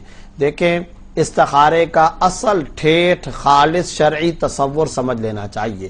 استخارہ عربی کا لفظ ہے، اس کا مطلب ہے اللہ سے خیر طلب کرنا۔ استخارہ دراصل ایک دعا کا نام ہے، رسول اللہ صلی اللہ علیہ وسلم کی سنت ہے۔ بخاری کی روایت کے مطابق آپ صلی اللہ علیہ وسلم نے ترغیب دی کہ جب کوئی اہم کام پیش آئے تو مسلمان کا شیوا یہ ہے، مسلمان کو چاہیے کہ وہ استخارہ کر لے، اللہ سے خیر طلب کر لے، اللہ سے مشورہ کر لے۔ اب اس کا طریقہ کار جو احادیث سے پتہ چلتا ہے وہ یہ ہے کہ کوئی بھی انسان 2 رکعت نفل پڑھے جس طرح کے عام نفل پڑھی جاتی ہیں، اور اس کے بعد استخارے کی ایک مسنون مخصوص دعا ہے جو نماز کی کتابیں چھپی ہوئی ہیں ان کے اندر بھی موجود ہے، مختلف کتب احادیث کے اندر موجود ہے، وہ دعائے استخارہ پڑھ لی جائے، اور اس میں ایک جملہ آتا ہے حاذل امر کا کہ اللہم لو کان فی حاذل امر خیر لی او کما جاء فی الحدیث، اگر اس معاملے کے اندر میرے لیے خیر ہے تو پھر اس چیز کو میرے لیے مقدر فرما لیجئے، فقدر ہولی، میرے لیے اس کو مقدر فرما لیجئے، اور اگر اس کے اندر خیر نہیں ہے تو پھر مجھے اس سے ہٹا لیجئے۔ اس حاذل امر کے لفظ کے استعمال کرتے وقت اپنے کام کی طرف توجہ کرنی چاہیے، یعنی کاروبار، سفر وغیرہ کوئی اہم معاملہ ہے تو آپ اس طرف توجہ کر لیں۔ اب معاملہ یہ ہے کہ جب آپ نے نماز کی 2 رکعتیں پڑھ لی اور آپ نے استخارے کی یہ دعا پڑھ لی، بس اس کے بعد آپ کا استخارہ کمپلیٹ ہو چکا۔ اب یہ جو کہا جاتا ہے خواب دیکھو، خواب میں یہ کلر نظر آئے گا، یہ رنگ نظر آئے گا، خواب میں اس طرح کا کوئی اشارہ ملے گا، خواب کا نظر آنا کوئی ضروری نہیں ہے۔ آ بھی سکتا ہے خواب، لیکن شرعاً کوئی ضروری نہیں ہے۔ اس کا کہیں قرآن و حدیث کے اندر وعدہ نہیں کیا گیا کہ خواب آئے گا، ہاں آ بھی سکتا ہے لیکن ضروری نہیں ہے۔ لہٰذا آپ نے جب یہ 2 کام کر لیے، 2 رکعت نفل اور اس کے بعد استخارے کی دعا، بس استخارہ کمپلیٹ ہو گیا۔ اب کرنا کیا ہے، جب آپ نے نیند کر لی، نیند کا شریعت میں کوئی لازم ذکر نہیں ہے، کوئی حدیث کے اندر لازمی طور پر یہ نہیں ہے کہ آپ سو جائیں اور نیند کریں، ایسا کچھ نہیں ہے، استخارہ یہیں پر کمپلیٹ ہو گیا۔ ہاں اگر آپ نیند کرنا چاہتے ہیں، نیند کا وقت آ گیا، اس سے پہلے آپ نے کیا تو اس وقت بزرگان دین کی بات یہ، اولیاء کرام کا تجربہ یہ کہ بہتر اور افضل یہ کہ اس وقت کر لینا چاہیے، کیونکہ تمام کاروبار، جھنجھٹ اور دنیا کے کاموں سے انسان کو ذہنی طور پر آسودگی، فراغت حاصل ہوتی ہے، کسی قسم کی مشغولیت نہیں ہے۔ اچھا اب یہ سو گیا، سونے کے بعد کوئی ضروری نہیں کہ خواب نظر آئے، خواب آ بھی سکتا ہے لیکن کوئی ضروری نہیں۔ اچھا اگر آ گیا خواب تو پھر اس میں دیکھنا چاہیے کہ وہ جو خواب ہے کس قسم کا ہے۔ اگر فرض کرو کہ اس خواب کے اندر کوئی برائی یا کوئی وحشتناک، کوئی ہولناک، کوئی خطرے کی بات نظر آئی تو اس کا مطلب یہ ہے، ہم اشارہ یہ سمجھ سکتے ہیں کہ دراصل شاید اس کام کے اندر میرے لیے بہتری نہیں ہوگی، تو من جانب اللہ یہ اشارہ گویا کہ مجھے مل گیا کہ مجھے یہ کام نہیں کرنا چاہیے۔ اور اگر کوئی اچھائی کی بات نظر آئے، مثلا کوئی گرینری نظر آ گئی، کوئی پانی، کوئی اچھی نہر، کوئی اچھا منظر نظر آیا تو اس کا مطلب یہ کہ انشاءاللہ بہتری ہوگی۔ لیکن یہ جو میں بتا رہا ہوں کہ شاید خرابی ہوگی یا بہتری ہوگی، یہ اپنے دماغ کی ساخت ہے، یہ اپنا تصور ہے. قرآن و حدیث کے اندر اس طرح کا معاملہ نہیں ہے کہ اس کا یہ مطلب ہوگا یا اس کا یہ مطلب ہوگا. اس لیے کہا جاتا ہے معبرین جو آپ سے محبت کرنے والے ہوں ان سے اس خواب کی تعبیر بھی احتیاطاً پوچھ لینی چاہیے. اور جیسا کہ میں نے کہا ضروری نہیں تھا کہ خواب نظر آئے. آپ نے نیند کر لی, کچھ بھی نہیں ہوا, کوئی خواب واب نظر نہیں آیا اور شرعاً لازم بھی نہیں تھا. اب جب آپ اٹھے تو اب بزرگوں نے کہا کہ اٹھنے کے بعد دیکھو دل کا رجحان کس طرف ہے, دل کا میلان کس طرف ہے. اگر آپ کا دل کا میلان اور دل کا دماغ کا خیال اور رجحان اس کام کو کرنے کا ہے تو کر لیجئے, نہیں کرنے کا ہے تو نہ کیجئے. اور اگر یہ ہوا ایک مرتبہ آپ نے کیا, نہ کوئی خواب نظر آیا اور نہ دل کا رجحان اور میلان اٹھنے کے بعد نظر آیا, اب کیا ہے تو سنت عمل یہ دوسری مرتبہ کرنا چاہیے, تیسری مرتبہ کرنا چاہیے. یہ آپ 3-4 مرتبہ کم از کم 7 دن تک کہا گیا کہ 7 دن تک یا 3 دن تک یا 5 دن تک آپ کر لیں. اچھا اب آپ نے کر لیا, کوئی ضروری نہیں کہ رجحان پیدا ہو, میلان ہو, خواب آئے, کچھ بھی نہیں ہوا, بس استخارہ مکمل ہو گیا. یہ ایک دعا تھی جو آپ نے اللہ تعالیٰ سے کر لیا. اور ہمارے ہاں ہوتا کیا ہے کہ ایک سنت پر عمل کیا جاتا ہے, دوسری سنت پر عمل نہیں کیا جاتا. اور دوسری سنت وہ کیا ہے, استشارہ. ایک ہے استخارہ اور ایک ہے استشارہ. استخارے پر عمل ہو چکا, اب آپ دوسری سنت پر بھی تو عمل کیجئے. وہ تو خود قرآن کریم میں اللہ نے حکم دیا وَشَاوِرْهُمْ فِي الْأَمْرِ, سرکار دو عالم صلی اللہ علیہ وسلم کو حکم دیا گیا ہے کہ آپ معاملات کے اندر صحابہ کرام سے مشورہ طلب کر لیا کریں. تو اب آپ گھر کے افراد سے, بزرگوں سے, اپنے بڑوں سے یا کسی کام کو شروع کرنا چاہ رہے ہیں تو اس فن کے جو متعلقین اور ماہرین ہیں ان سے مشورہ بھی کر لیجئے. تو استخارہ بھی آپ نے کیا, مشورہ بھی کر لیجئے. اب یہ دونوں کام کرنے کے بعد جس جانب دل کا رجحان ہو جائے, اذا عزمت فتوکل علی اللہ, جب آپ نے ارادہ کر لیا تو اب اللہ تعالیٰ پہ توکل کیجئے بس. اور اگر کوئی رجحان نہیں ہے, کوئی خواب نظر نہیں آیا تو بس یہ کام ہو گیا, آپ نے سنت پر عمل کر لیا. اب مشورہ کر کے جو بھی بات آپ کو سمجھ میں آئے اس پر عمل کر لینا چاہیے. اب رہ گئی یہ بات کہ ہمارے ہاں جناب اس استخار بس جو کچھ میں نے ذکر کیا استخارے کا یہ تصور ہے, اس میں کوئی جانب شرعاً فرض نہیں ہے. کسی بھی جانب کو سمجھنا کہ یہ کرنا لازم ہے, خود استخارہ شرعاً فرض نہیں ہے, وہ ایک مستحب عمل ہے, ایک سنت عمل ہے. پھر یہ کہنا کہ اس میں ہم کو یہ نظر آیا, ارے بھائی جو کچھ نظر آیا تو آپ اس کا جو مطلب سمجھ رہے ہیں یہ کہاں سے آپ نے اخذ کر لیا کہ اس کا یہی مطلب ہوگا. خواب جو نظر آیا اس کا جو مطلب ہے وہ مطلب تو ہم نے اپنے دماغ سے نکالا ہے نا, کہ شاید گرینری کا معنی یہ ہوگا کہ اچھائی ہوگی, شاید پانی, وادی, دریا, نہر کا مطلب یہ ہوگا, شاید درختوں, باغات کا مطلب یہ ہوگا کہ یہ کام کر لینا چاہیے. یہ جو ہم مطلب نکال رہے ہیں یہ مطلب اور یہ تصور کہیں قرآن و حدیث کے اندر تو مذکور نہیں ہے, یہ تو ہمارے اپنے دل کا معاملہ ہے. شریعت میں جہاں تک حکم تھا وہ دعا اور 2 رکعت صلاۃ الاستخارہ, بس اس سے زیادہ اور کوئی معاملہ نہیں تھا. اب ہمارے ہاں کیا کیا جاتا ہے, استخارے کی بنیاد پہ رشتے منع کیے جاتے ہیں, استخارے کی بنیاد پر مالی نقصانات کیے جاتے ہیں, استخارے کی بنیاد پر لوگوں کو ریجیکٹ کیا جاتا ہے. اور کیا مشہور ہے جی استخارے میں نہیں آیا. اچھا, اور بعض اوقات یہ سوال جو ابھی پوچھا گیا کیا استخارہ کرنے کے بعد اس کے خلاف کام کرنے میں, ارے بھئی یہ آپ کو کیسے پتا کہ آپ اس کے خلاف کام کر رہے ہیں, یہ آپ کو کیسے پتا چلا؟ زیادہ سے زیادہ قلبی رجحان ہے نا, آپ کا ذہن اس طرف گیا ہے نا.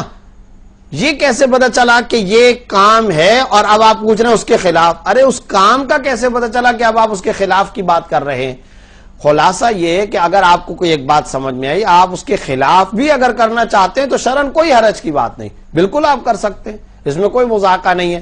تو جو استخارے کا جس حد تک تصور شرعی ہے بس اس کو اسی حد تک محدود اور اسی حد تک برقرار رکھنا چاہیے. اس سے زیادہ استخارے کا جو ہم نے اپنی طرف سے تصورات گانٹھ لیے یہ بالکل خلاف شریعت ہے. اور اب تو اللہ بچائے استخارہ سینٹر کھل رہے ہیں, استخارے کی دکانیں کھل رہے ہیں اور استخارے کی فیسیں ادا کی جا رہی ہیں, استخارے پر بندے باقاعدہ وہ فرمیں بنی ہوئی ہیں. تو یہ کیا ہے؟ ارے استخارہ تو دعا کا ہے, تو دعا سینٹر ہوتا ہے کیا؟ دعا کے مراکز ہوتے ہیں, دعا کی فرم ہوتی ہے کیا؟ دعا کے لیے باقاعدہ ٹیبل پر بندے کرسیوں پہ بٹھائے جاتے ہیں کیا؟ آن لائن استخارے ہوتے ہیں کیا؟ کیا ہے یہ؟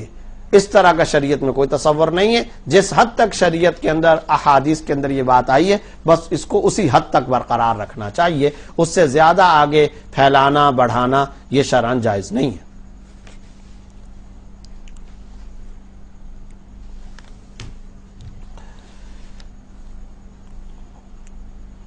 زید نے زکوٰۃ کی رقم علیحدہ رکھی ہوئی تھی، اس میں سے وقتاً فوقتاً بکر کو دیتا رہتا ہے.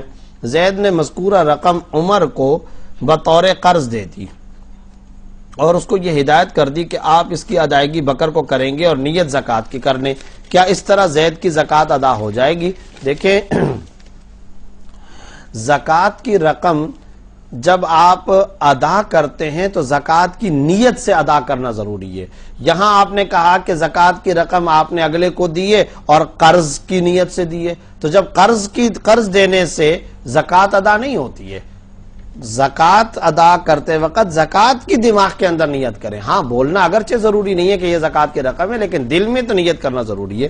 ہاں، جب یہ آدمی قرض ادا کر دے تو پھر اس سے رقم لے کر اس وقت زکوٰۃ کی نیت سے جس مستحق زکوٰۃ کو بھی آپ دے دیں تو اس سے انشاءاللہ زکوٰۃ ادا ہو جائے گی. یہ اس وقت زکوٰۃ کی نیت سے اسے رقم دے کر وکیل بنا دیں کہ وہ کسی مستحق کو دے دے تو اس طرح زکوٰۃ ادا ہو جائے گی.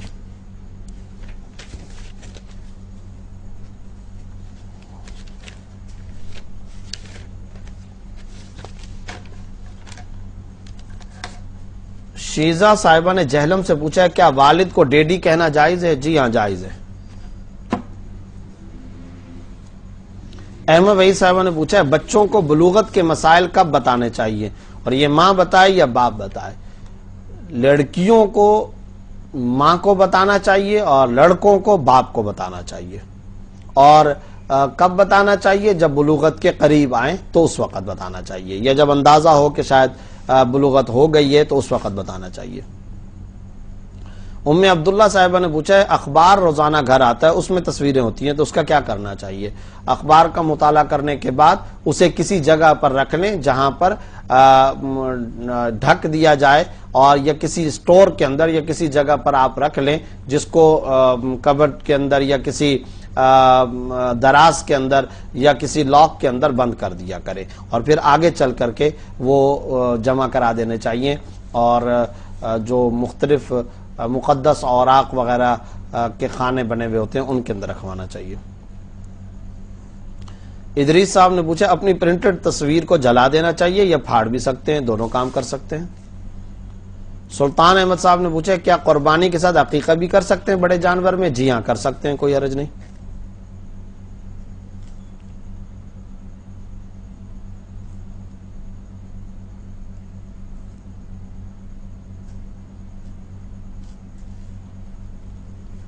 مکہ مکرمہ کی حدود کے باہر مشتاق صاحب نے یہ مسئلہ پوچھا ہے کہ جیل میں یہ پتہ نہیں میل میں یہاں پر مسجد میں 40 بچوں کو میں حفظ پڑھاتا ہوں. مجھ سے بات ہوئی تھی تو میں نے کہا تھا کہ بچوں کو فری پڑھاؤں گا، لیکن جب مہینہ پورا ہوا تو بچے 50 ریال لے کر آئے اور مجھے دے دیے. کیا یہ پیسے لینا چاہیے؟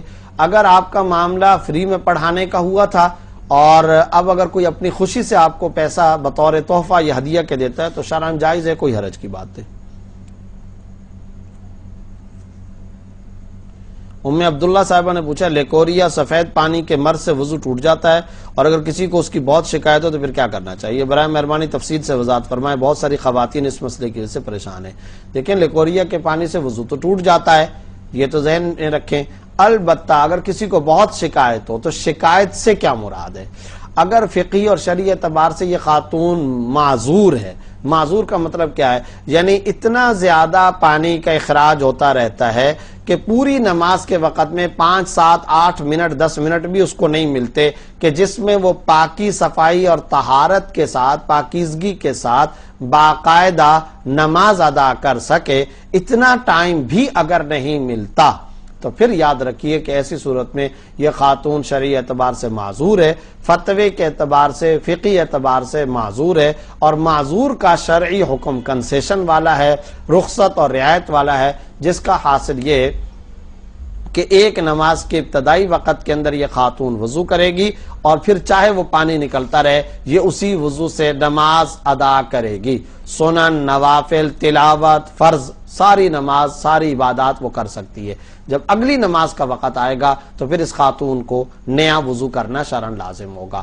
لیکن اگر یہ خاتون ایسی ہے کہ اس کو اتنا ٹائم مل جاتا ہے پاک صاف رہ کر پوری نماز کے وقت کے اندر اتنا ٹائم مل جاتا ہے جس میں 10 منٹ 8 منٹ فرض نماز ادا کر سکے تو پھر فتوے کے اعتبار سے، شرعی اعتبار سے یہ معذور نہیں ہے. ایسی صورت میں اس عورت کو پاکی، طہارت، وضو، استنجے اور اپنے کپڑے کی صفائی کے ساتھ بہرحال نماز ادا کرنا لازم ہوگا. اور پھر اس کے بعد جب یہ خون یا یہ پانی نکلے گا تو یہ خاتون ناپاک ہو جائے گی.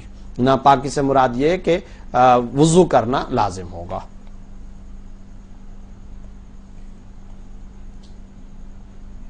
حسنین عابد صاحب نے پوچھا ہے میرے گاؤں میں میرے رشتہ دار عورتیں مردوں کے ساتھ شانہ بشانہ کھیتوں میں کام کرتے ہیں. کوئی پردہ نہیں ہوتا، پورے گاؤں کو ایک فیملی سمجھا جاتا ہے. کیا ان کھیتوں میں کام کرنا جائز ہے؟ کام کرنا تو جائز ہے لیکن پردے کا خیال نہ کرنا یہ تو ظاہر ہے گناہ ہے، شرعاً ناجائز ہے. عورتوں پر لازم ہے کہ اگر ان کو کام کرنا ہی ہے تو وہ لمبی چادر اوڑھ لیا کریں، لمبا دوپٹہ اوڑھ لیا کریں اور پردے کا باقاعدہ اہتمام کریں. یہ پردے کا اہتمام کرنا شرعاً واجب اور لازم ہے. محمد عاصم صاحب نے پوچھا ہے کیا کوئی ٹریکٹر کو ادھار سیل کرے تو اصل قیمت سے زیادہ وصول کر سکتا ہے؟ مثال کے طور پر 7 لاکھ ہے تو اس کو ادھار 9 لاکھ میں سیل کر سکتے ہیں. جی ہاں، کوئی چیز نقد سستے دام میں اور ادھار مہنگے دام کے اندر بیچنا اور خریدنا شرعاً جائز ہے.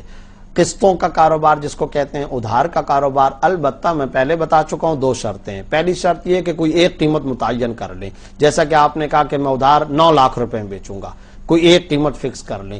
دوسری شرط اس سلسلے میں یہ ہے کہ اگر کسی وقت قسط کی ادائیگی میں یا ادھار جو پیسے کی ادائیگی کی ٹائمنگ فکس اور مقرر کی گئی ہے، اگر اس وقت وہ پیسے ادا نہ کر سکے تو پھر ایسی صورت میں کسی قسم کی پینلٹی، اضافی رقم یا جرمانہ لگانا شرعاً جائز نہیں ہوگا. اس سے بچنا ضروری ہے. حمیرہ انصاری صاحبہ نے پوچھا ہے بالوں پر ہیئر کلر لگانا جائز ہے یا نہیں؟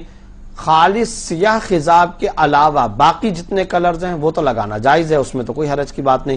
جہاں تک خالص سیاہ خضاب کا تعلق ہے تو جوانی کی عمر کے اندر اس کی گنجائش ہے. جوانی کی عمر کے بعد ایسی عمر جس کے اندر عام طور پر عرف میں، معاشرے میں لوگوں کے بال سفید ہو جایا کرتے ہیں، اس وقت خالص سیاہ خضاب لگانا درست نہیں ہے. حسنین عابد صاحب نے پوچھا ہے میرے ددیال والے محرم الحرام اور رجب میں نیاز پکاتے ہیں جس کو میں شریعت کے مطابق ٹھیک نہیں سمجھتا، مگر نہ کھاؤں تو والد صاحب بہت ناراض ہوتے ہیں کہ ہم اپنے دادی اماں کی دی ہوئی نیاز نہیں کھاتے. والد صاحب کھانے پر اصرار کرتے ہیں، والد کی خوشی کے لیے کھا سکتا ہوں.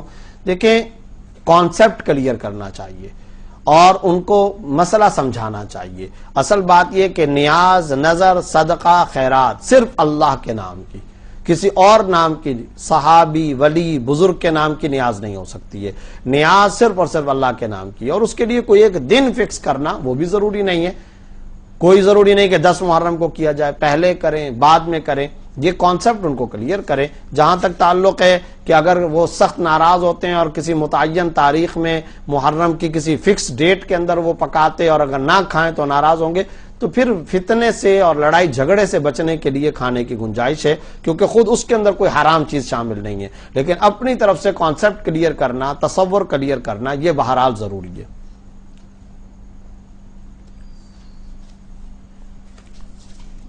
مشتاق احمد صاحب نے مکہ مکرمہ سے پوچھا ہے ہمارے ایک دوست ہیں، اس نے ایک دن میں 9 آدمی کے نام سے طواف کیا، تو کیا طواف ہو جائے گا؟ ایک دن میں کتنے طواف کر سکتے ہیں؟ جتنے بھی طواف کرنا چاہیں کر سکتے ہیں. اللہ تعالیٰ جس کو جتنی توفیق عطا فرمائے، اور جتنوں کے لیے بھی انہوں نے طواف کیا سب کو ثواب انشاءاللہ ملے گا. احمد وحید صاحب نے پوچھا ہے خانہ کعبہ میں رش کی وجہ سے نمازی کے آگے سے لوگ گزرتے ہیں تو کیا یہ امر گناہ تو نہیں ہوگا؟ گناہ تو ہے. مرور بین یدی المصلی، یعنی نمازی کے سامنے سے گزرنا شرعاً ناجائز ہے، گناہ ہے. آپ صلی اللہ علیہ وسلم نے ایک حدیث کے اندر فرمایا کہ کوئی آدمی نمازی کے سامنے سے گزرتا ہے، اگر اس کو اس گناہ کا اندازہ ہو جائے تو 40 تک کھڑا رہے. اچھا، 40 یعنی 40 کے بعد کا لفظ آپ صلی اللہ علیہ وسلم نے بیان نہیں فرمایا. بعض حضرات محدثین نے فرمایا 40 گھنٹے، بعض نے فرمایا 40 سال، بعض نے فرمایا 40 دن تک بھی وہ کھڑا رہے، انتظار کرے اور وہ نمازی کے آگے سے نہ گزرے۔ اصل شرعی حکم تو یہ ہے۔ لیکن جہاں تک حرمین شریفین کا تعلق ہے تو یاد رکھیے گا کہ وہاں ان جیسے معاملات میں جہاں شدید اضطرار، رش، مجبوری، ضرورت شدیدہ کا معاملہ ہوتا ہے تو پھر اس میں مسئلے میں اس درجے کی سختی نہیں ہوتی۔ بس کوشش کریں جہاں تک مقتدی کی نظر جا رہی ہے اس سے ذرا آگے سے صراحتاً بالکل سامنے سے گزرنے سے کوشش کریں کہ اجتناب کریں، جتنی کوشش کر سکتا ہو اتنی آدمی کو کوشش کرنی چاہیے، ورنہ کم از کم سجدے کی جگہ سے آگے سے گزرنے کی فی نفسی وہاں پر گنجائش ہوگی۔ خاص طور پر حرم مکی شریف کا معاملہ یہی ہے، طواف وغیرہ کی وجہ سے شدید رش ہوتا ہے۔ لیکن جیسا کہ کئی سارے اہل فتویٰ علماء نے فرمایا یجوز فی الحرمین ما لا یجوز فی غیرہما، حرمین میں وہ چیزیں بھی جائز اور گنجائش ہوتی ہے جو حرمین کے علاوہ میں دوسری جگہوں پر جائز نہیں ہوتی۔ عام جگہ پر جہاں پر بڑی مسجد کا معاملہ ہو تو وہاں پر 3 صفیں آگے سے گزرنے کی شرعاً گنجائش ہوتی ہے۔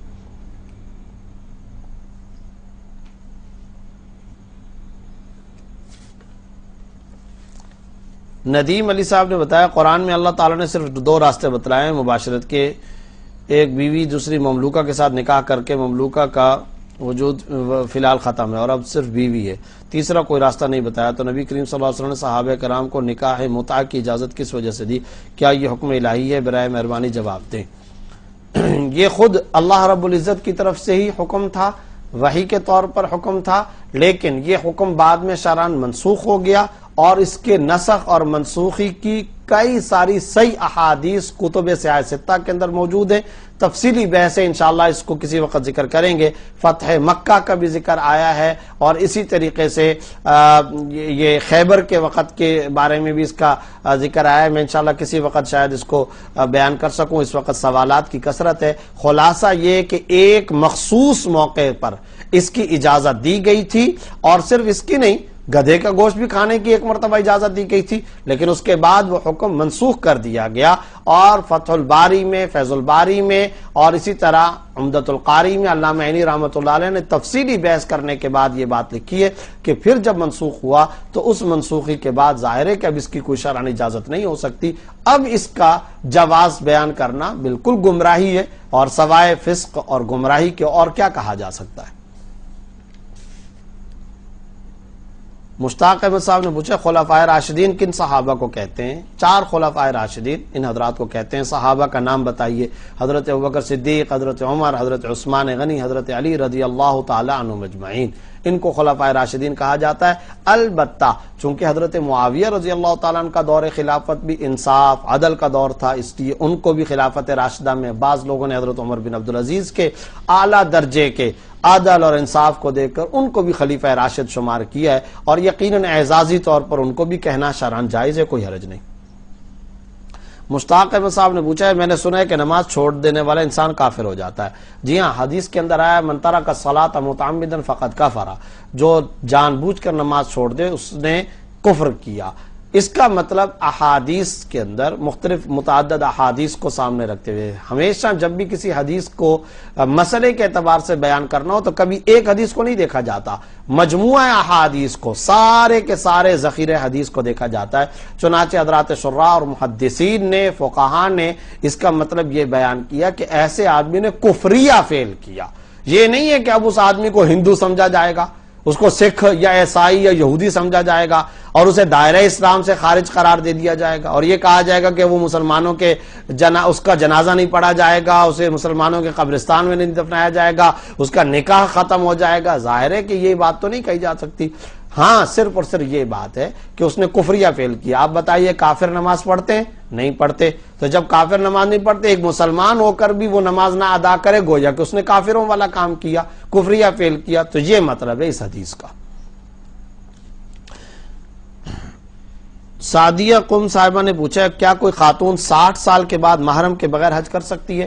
اصل بات یہ ہے کہ کوئی بھی خاتون ہو وہ محرم کے بغیر سفر رہے، اصل مسئلہ حج کا نہیں ہے، مسئلہ سفر کا ہے۔ اور یہ بھی ایک عجیب و غریب بات ہے کہ لوگ خواتین دبئی جاتی ہیں، لاہور سے کراچی کا سفر کرتی ہیں، کراچی پاکستان سے امریکہ کا سفر کر رہی ہیں، آ رہی ہیں جا رہی ہیں، کوئی بھی یہ مسئلہ نہیں پوچھتا. جیسے ہی حج کا معاملہ آتا ہے یا عمرے کا معاملہ آتا ہے تو یہ مسئلہ پوچھنا لگ جاتے ہیں. ارے بھائی معاملہ حج کا نہیں ہے، مسئلہ عمرے کا نہیں ہے، مسئلہ حج اور عمرے کے بجائے سفر کا ہے.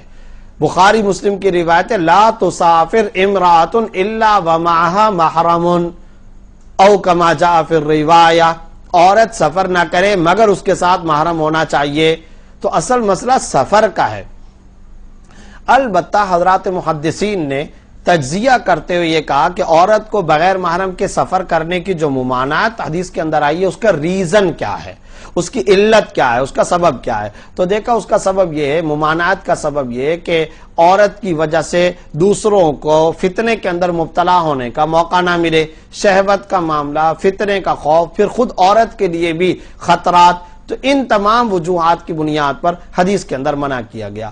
اب اگر ایک خاتون 60 سال سے وہ ہو چکی ہے تو چونکہ وہ ایک بڑھیا خاتون ہے تو اس میں شہوت کا اور فتنے کا اس درجے کا معاملہ نہیں ہوتا، اس لیے حضرات فقہائے کرام پھر اس معاملے میں اس قدر اس درجے کی سختی بیان نہیں کرتے، کیونکہ اب فتنے کا یا شہوت کا یا خطرات کا اب وہ معاملہ نہیں ہے. اب یہ کہ اگر بہت ساری اور خواتین و ثقہ اور معتمد خواتین کے گروپ کے اندر یہ خاتون جائے تو فی نفسی اس کی فقہائے کرام ایک حد تک گنجائش بیان کرتے ہیں. یہ ہے اصل مسئلے کی وضاحت.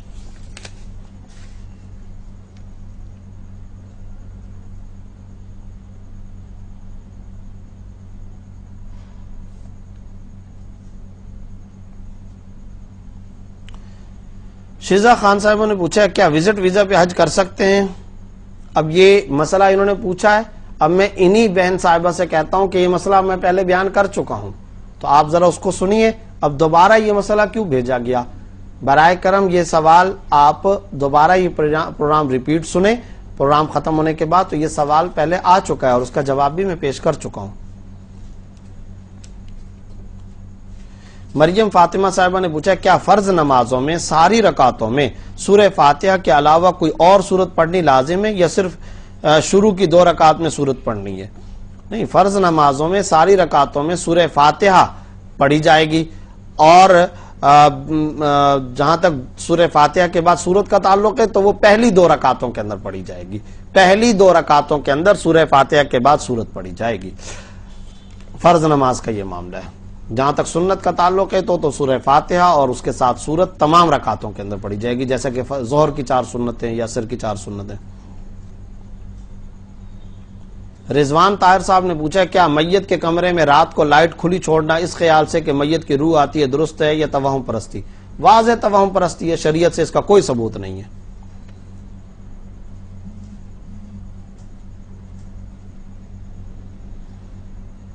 نثار فیصل صاحب نے پوچھا ہم مکہ مکرمہ میں مقیم ہیں، جب ہم چھٹیوں کے بعد مکہ لوٹتے ہیں تو بغیر احرام کے مکہ مکرمہ میں داخل ہوتے ہیں.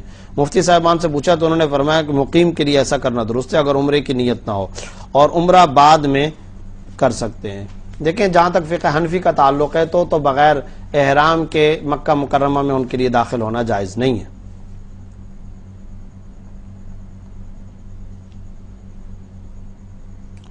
احمد وحید صاحب نے پوچھا ہے والد صاحب کی وفات کے بعد ترکے میں کچھ شیئرز بھی تھے جس میں کچھ شیئرز کنونشنل بینکوں کے بھی تھے، کیا ان کا پروفٹ لینا جائز ہے؟ ان کا پروفٹ بلا نیت ثواب صدقہ کرنا لازم ہے.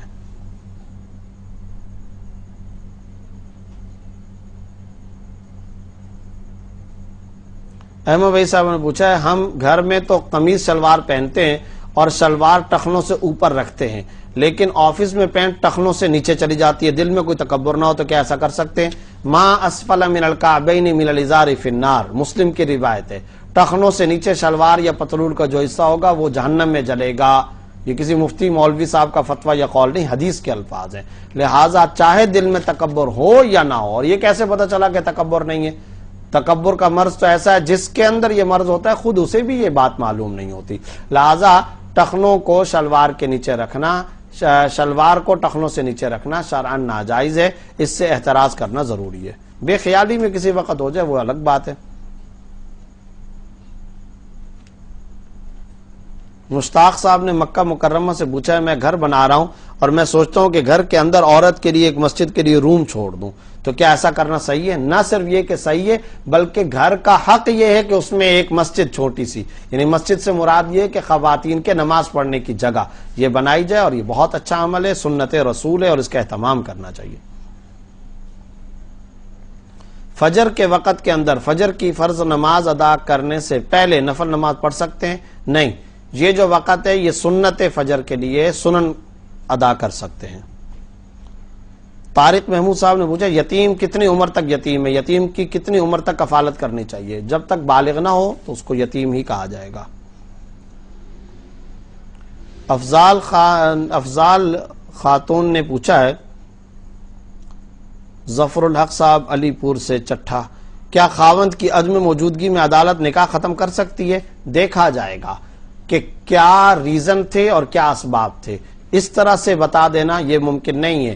اگر تو عدالت نے نوٹس جاری کیے، سمن جاری کیے اور وہ شوہر نہیں آیا، عدالت کی طلبی کے باوجود نہیں آتا رہا، تو پھر ایسی صورت میں یک طرفہ فیصلہ کرنے کا، کئی دفعہ نوٹس اور سمن جاری کرنے کے بعد عدالت کو رائٹ حاصل ہے، لیکن اس میں یہ دیکھا جائے گا کہ عدالت نے بنیاد رٹ کے اندر، فیصلے کے اندر ڈگری جاری کرنے میں بنیاد کس چیز کو بنایا ہے۔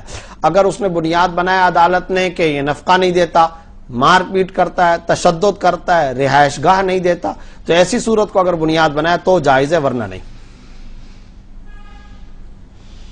واصف اقبال صاحب نے پوچھا ہے شارجہ سے، اگر میاں بیوی کو یا بیوی شوہر کو غلطی سے میرا بیٹا یا بیٹی کہہ دے تو کیا اس سے نکاح پر اثر پڑے گا؟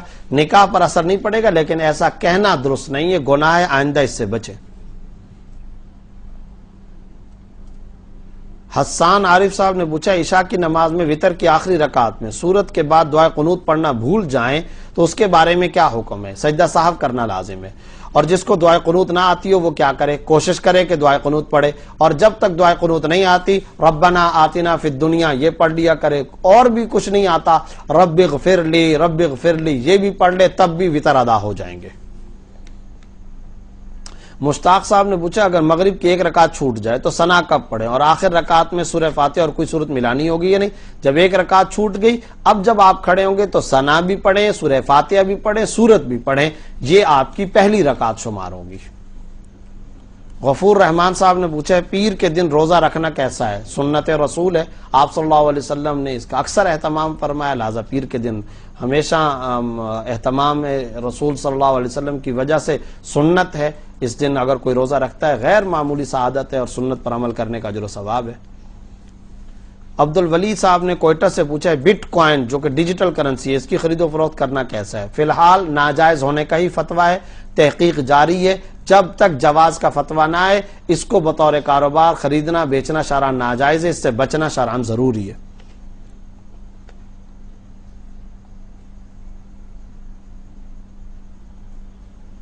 مصعب صاحب نے اسلام آباد سے پوچھا میت کو قبر میں پہلو کے بل رکھنا چاہیے لیکن بر صغیر میں یہاں کوئی بھی نہیں کرتا، صرف چہرہ پھیرتے ہیں، کیا یہ صحیح ہے؟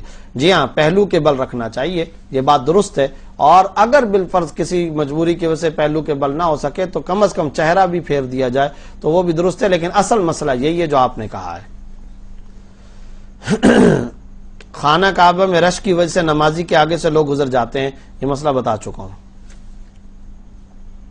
شیراز عباسی صاحب نے پوچھا میری بیوی داڑھی سے نفرت کرتی ہے، اس کے بارے میں بتائیں، حکمت اور موعظہ حسنہ کے ساتھ سمجھائیں، اور اگر صرف دل کے اندر رکھتی ہے یہ بھی خطرناک بات ہے، گناہ کی بات ہے، اور اگر زبان سے وہ یہ جملہ ادا کر دے، داڑھی کا مذاق اڑا لے یا داڑھی کے خلاف کہہ دے تو یہ بڑی خطرناک اور حساس بات ہے، اس سے بعض اوقات ایمان پر بھی اثر پڑتا ہے، نکاح کے بھی ٹوٹنے کا خطرہ ہے، لہٰذا ان کو اس مسئلے کی حساسیت اور نزاکت سے آگاہ کریں۔ آئی بروز کے بال کا کیا کرنا چاہیے؟ عدنان نور صاحب نے پوچھا ہے یہ جو بھووں کے بال ہیں ان کو کاٹنا جائز نہیں، اور خاص طور پر آج کل بیوٹی پارلر کے اندر یا خواتین یا چاہے مرد وہ جو ایک پتلی سی باریک سی سرمے کی لکیر کسی خواتین بنا لیتی ہیں، یہ شرعاً ناجائز ہے اور گناہ ہے، حدیث میں اس پر لعنت آئی ہے، صحیح مسلم کی روایت میں آیا لعن اللہ الواصلہ والمستوصلہ والمستوشمہ کما جاء فی الحدیث، یہ سب کے سب ناجائز معاملات ہیں۔ البتہ اگر کسی خاتون یا کسی مرد کے بھووں کے بال اتنے زیادہ بڑھ چکے ہوں کہ اوپر کی جانب یا نیچے کی جانب لٹک رہے ہوں، بھدا پن معلوم ہوتا ہو، تو ان کو کاٹ کر معتدل کرنے کی گنجائش ہے، لیکن وہ جو پتلی سی لکیر وغیرہ بنا لیتے ہیں وہ جائز نہیں ہے، اس سے بچنا ضروری ہے۔ کسی غیر مرد کا جھوٹا کھانا کیا عورت کھا سکتی ہے یا نہیں، اس کھانے کا کیا کرے؟ دیکھیں، اگر تو کھانے کے ضائع ہونے کا خطرہ ہو تو پھر اس کو کھا سکتے ہیں، لیکن بہتر یہ ہے کہ نامحرم کا جھوٹا عورت کے بجائے کوئی مرد اور بچے وغیرہ کھا لیا کریں، لیکن اگر اس کو پھینکنے کا یا اس کے ضائع ہونے کا اندیشہ ہو تو ایسی صورت میں عورت کے لیے بھی گنجائشیں کھا سکتی ہیں۔ یاسمین فرقان صاحبہ نے پوچھا ہے ذکر قلب کی کیا حیثیت ہے؟ ذکر قلب سے کیا مراد ہے؟ یعنی دل میں اللہ کا تصور یا دل میں ذکر کا تصور یا دل سے ذکر کرنا، اگر یہ مراد ہے تو جائز ہے، اس میں کوئی حرج نہیں۔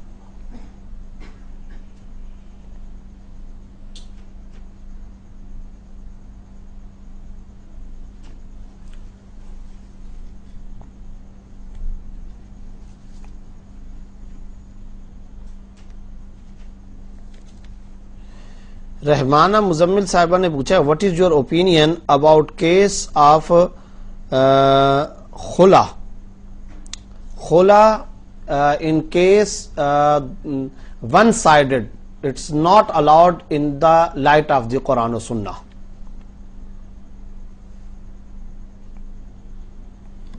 مشتاق صاحب نے پوچھا ہے کہ ہمارے ہاں لڑکے ڈائٹ کر رہے ہیں تو اس کے لیے ہم کیا کریں؟ ڈائٹ کرنا، اگر تو کھانا کم کھانا مراد ہے یا پتہ نہیں سوال واضح نہیں ہے، اگر کم کھانا مراد ہے تو یہ تو درست ہے، اچھی بات ہے، کم کھانا چاہیے، زیادہ کھانا کھانے سے اعتراض کرنا چاہیے، وزن بڑھنے سے اعتراض کرنا چاہیے۔ عالیہ سعید صاحبہ نے پوچھا ہم کسی کو شادی کے لیے زکوٰۃ کے پیسے دیتے ہیں اور وہ شادی کا کھانا کرتے ہیں اور وہ ہمارے رشتہ دار ہیں، کیا ہم یہ کھانا کھا سکتے ہیں؟ دیکھیں، شادی کے لیے یا فلاں کام کے لیے زکوٰۃ کے پیسے اس طرح سے نہیں ہوگا کہ آپ ان کو دے دیں، بلکہ اس کا طریقہ کار یہ ہے کہ اگر لڑکی کا والد مستحق زکوٰۃ ہے تو آپ اس کو زکوٰۃ کی رقم زکوٰۃ کی نیت سے ادا کر دیں، اور اگر لڑکی کا والد نہیں، لڑکی ہے، یا اس کو آپ نے زکوٰۃ کی رقم دے دی، لڑکا ہے آپ نے اس کو زکوٰۃ کی رقم دے دی۔ اب جب آپ نے ایک مرتبہ مالی کو قابض بنا کر، بشرطے کہ جس کو آپ دے رہے ہیں وہ مستحق زکوٰۃ ہو، جب آپ نے ایک مرتبہ اس کو زکوٰۃ کی رقم دے دی تو اب وہ اس رقم کے مالک کو مختار ہے، اب وہ چاہے کھانا کھلائیں، چاہے کسی بھی مصرف میں استعمال کرنا چاہیں، وہ ان کی ذاتی ملکیت ہے۔ اب ایک مرتبہ ان کی ملکیت کرنے کے بعد وہ کھانا کھلاتے ہیں اور آپ بھی جا کر کے کھانا کھاتے ہیں تو اس میں شرعاً کوئی حرج کی بات نہیں، آپ کی زکوٰۃ ادا ہو چکی ہے۔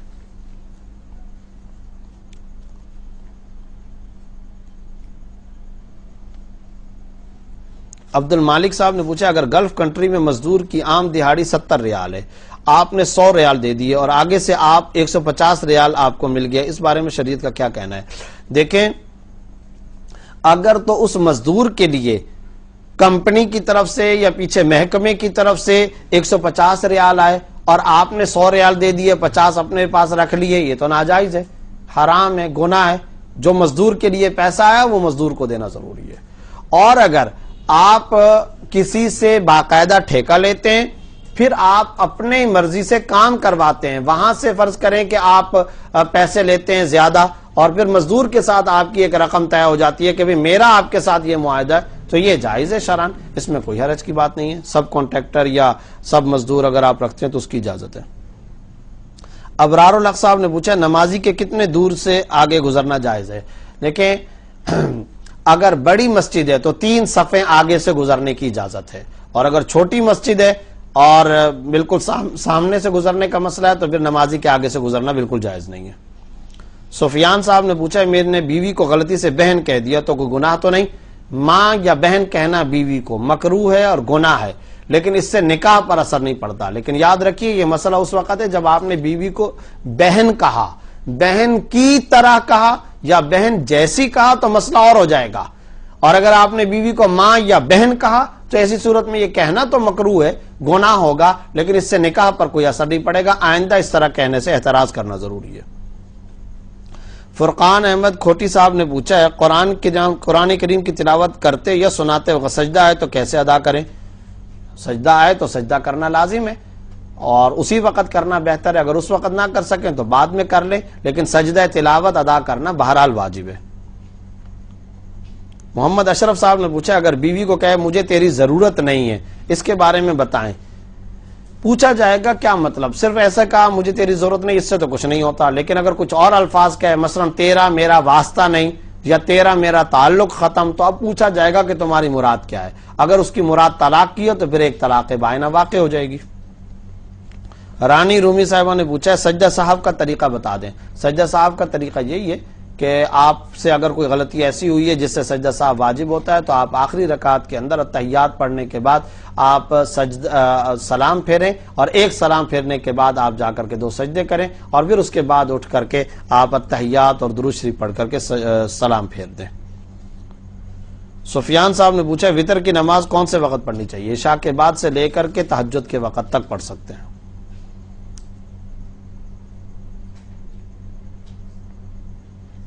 واجد علی صاحب نے پوچھا اگر مسجد گرا دی جائے تو اس کا ملبہ اور پرانے پتھر وغیرہ جبکہ مسجد کی ضرورت بھی نہ ہو, فروخت کرنا کیسا ہے؟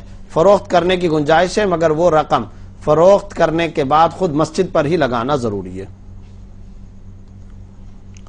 مشتاق احمد صاحب نے مکہ مکرمہ سے پوچھا ہے ہم نے پوچھا تھا کہ ہمارے لڑکے کو کوئی عورت جادو کر دے تو ہم کیا کریں؟ آپ جادو سے بچنے کا علاج کریں, اور بہترین علاج معوذتین ہے, 4 قل ہیں, منزل شیخ الحدیث مولانا زکریا صاحب رحمۃ اللہ علیہ کی لکھی ہوئی ہے. بعض حضرات کو شاید کسی شخصیت سے کوئی اختلاف ہو, تو وہ جو منزل ہے دراصل اس میں قرآنی آیات ہیں, تو روزانہ اس منزل کی تلاوت کا اہتمام کریں, انشاءاللہ سحر اور جادو وغیرہ سے بچاؤ رہے گا.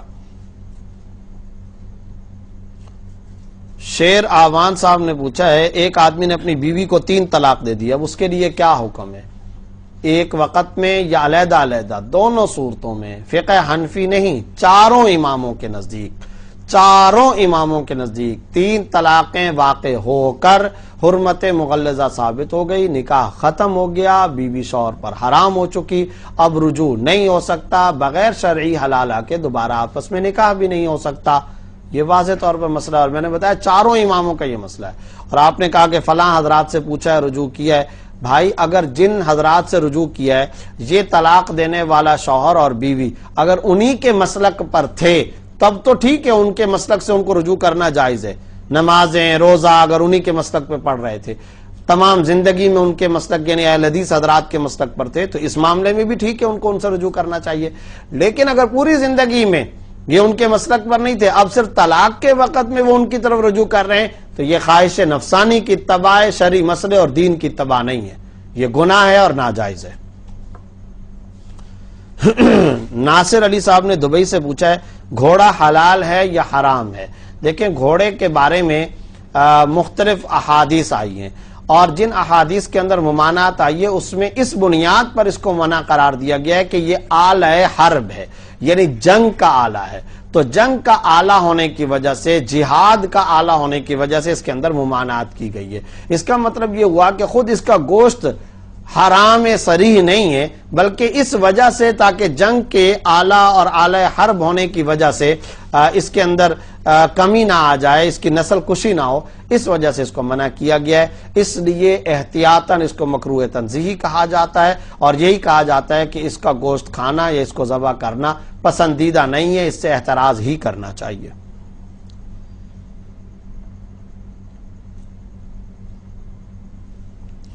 حدیث اور سنت میں کیا فرق ہے؟ محمد اعجاز صاحب نے پوچھا ہے. حدیث قول رسول صلی اللہ علیہ وسلم کو کہتے ہیں, سنت عام طور پر عمل رسول صلی اللہ علیہ وسلم کو کہتے ہیں.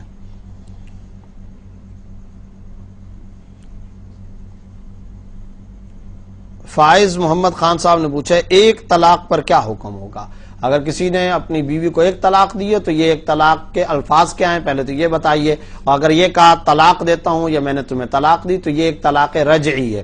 رجعی طلاق کا مطلب یہ ہوتا ہے کہ ایسی صورت میں عدت کے دوران یعنی 3 ماہواریاں کمپلیٹ ہونے سے پہلے شوہر اگر رجوع کرنا چاہے تو رجوع کر کے دوبارہ حسب سابق میاں بیوی کی طرح زندگی گزار سکتے ہیں, اور اسی طرح سے یہ زندگی گزاریں گے جیسے پہلے میاں بیوی تھے. اب آئندہ کے لیے پھر شوہر کو صرف 2 طلاقوں کا اختیار ہوگا, لہذا آئندہ طلاق کے معاملے میں احتیاط کرنا ضروری ہے.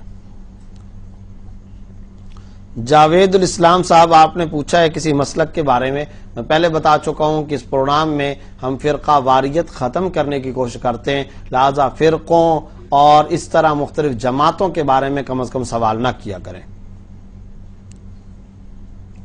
عمیر نیاز صاحب نے پوچھا ہے کیا ڈیجیٹل پکچر لینا جائز ہے یا ناجائز؟ میں کئی دفعہ اس پر بتا چکا ہوں، اور آپ ذرا میرے فیس بک پیج پر چلے جائیے، وہاں ڈیجیٹل تصویر کی شرعی حیثیت سے متعلق میرا پورا کلپ ہے، تو وہاں جا کر بھی آپ اس کو دیکھ سکتے ہیں، مطالعہ کر سکتے ہیں، سماعت فرما سکتے ہیں، اور درس قرآن کے پروگراموں میں بھی کئی دفعہ اس پر بات ہو چکی ہے۔ حاصل اس کا یہ ہے، ڈیجیٹل کی جو تصویر ہوتی ہے کیمرے کی، وہ ڈیجیٹل کیمرے کی تصویر ہماری تحقیق کے مطابق شرعاً حرام تصویر کے زمرے میں نہیں آتا۔ اسے عکس کہا جا سکتا ہے، ظل اور سایہ کہا جا سکتا ہے۔ کمپیوٹر اور آئی ٹی کی اصطلاح میں وہ سافٹ ویئر ہے، ہارڈ ویئر نہیں ہے، پکڑا نہیں جا سکتا، اس کو چھوا نہیں جا سکتا، اس کا علیحدہ سے کوئی سایہ نہیں ہے، اس کا علیحدہ سے کوئی وجود نہیں ہوتا، اس لیے ہم سمجھتے ہیں کہ اس کو حرام تصویر کے زمرے میں شمار نہیں کیا جائے گا۔ البتہ کیمرے کے اندر یا موبائل میں جب جس طرح بلا ضرورت تصویریں بنائی جاتی ہے مساجد میں اور خاص طور پہ حرمین وغیرہ میں، تو یہ ایک لغو لا یعنی بیکار قسم کا مشغلہ ہے۔ بغیر ضرورت کے اس طرح ان تصویروں کو اختیار کرنا، کھینچنا، بنانا یہ جائز نہیں ہے، یعنی یہ ناپسندیدہ عمل ہے۔ ناجائز تو صراحتاً اس کو نہیں کہا جا سکتا، لیکن ناپسندیدہ عمل ہے، اور ایک مومن کے شایان شان نہیں ہے کہ وہ اس جیسے معاملے کے اندر ملوث ہو۔ حافظ محمد خالد صاحب نے یو پی انڈیا سے پوچھا ہے کیا صدقہ ہر کوئی کھا سکتا ہے؟ تو یاد رکھیے کہ صدقہ اگر نفلی ہے تو ہر کوئی کھا سکتا ہے، گفٹ ہے، تحفہ ہے، عطیہ ہے، ہدیہ ہے، ہبہ ہے، تو وہ ہر کوئی کھا سکتا ہے۔ لیکن اگر صدقہ واجبہ ہے، مثلا زکوٰۃ، منت، کفارہ، نذر، تو پھر یہ ہر کوئی نہیں کھا سکتا، مستحق زکوٰۃ ہی اس کو کھا سکتا ہے، غنی یا مالدار یا غیر مسلم نہیں کھا سکتا۔ مکہ سے ہی سر درد کے جھاڑنے کا طریقہ مشتاق احمد صاحب پوچھ رہے ہیں۔ تو رقیہ جائز ہے، دم کرنا جائز ہے، 7 مرتبہ سورہ فاتحہ پڑھ لیں، اول آخر درود شریف، انشاءاللہ اللہ تعالی شفا عطا فرمائیں گے۔ ناظم شیخ صاحب نے پوچھا انشورنس کمپنی کے لیے کام کرنا جائز ہے یا ناجائز ہے؟ اگر یہ مروجہ انشورنس کمپنیاں ہیں، تکافل کمپنی کی بات نہیں کر رہا، مروجہ انشورنس کمپنی ہے جس میں گڈز کا انشورنس کیا جاتا ہے، لائف انشورنس کیا جاتا ہے، مکان گاڑی وغیرہ کا انشورنس کیا جاتا ہے، یہ شرعاً ناجائز ہے، اور اس میں کام کرنا بھی ناجائز ہے۔ کوئی اگر ملازمت یا جاب کرتا ہے اس کی آمدنی بھی حلال نہیں ہے۔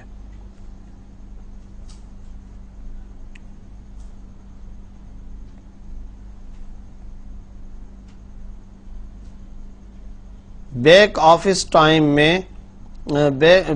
آفس ٹیم میں کام کرنا یا گارڈ کی نوکری کرنا انشورنس کمپنی میں جائز ہے یا نہیں؟ نہیں، انشورنس کمپنی کے اندر کام کرنا یعنی گارڈ وغیرہ کی کمپنی یا کوئی بھی کام کرنا یہ شرعاً ناجائز ہے۔ بینک کا اگر معاملہ ہے تو وہ پہلے کئی دفعہ بتا چکا ہوں کہ سیکورٹی گارڈ، ٹی مین، خاکروب یا ایسا آدمی جس کا سود کی لکھت پڑھت کے ساتھ کوئی تعلق نہ ہو، اس کی ملازمت جائز ہے۔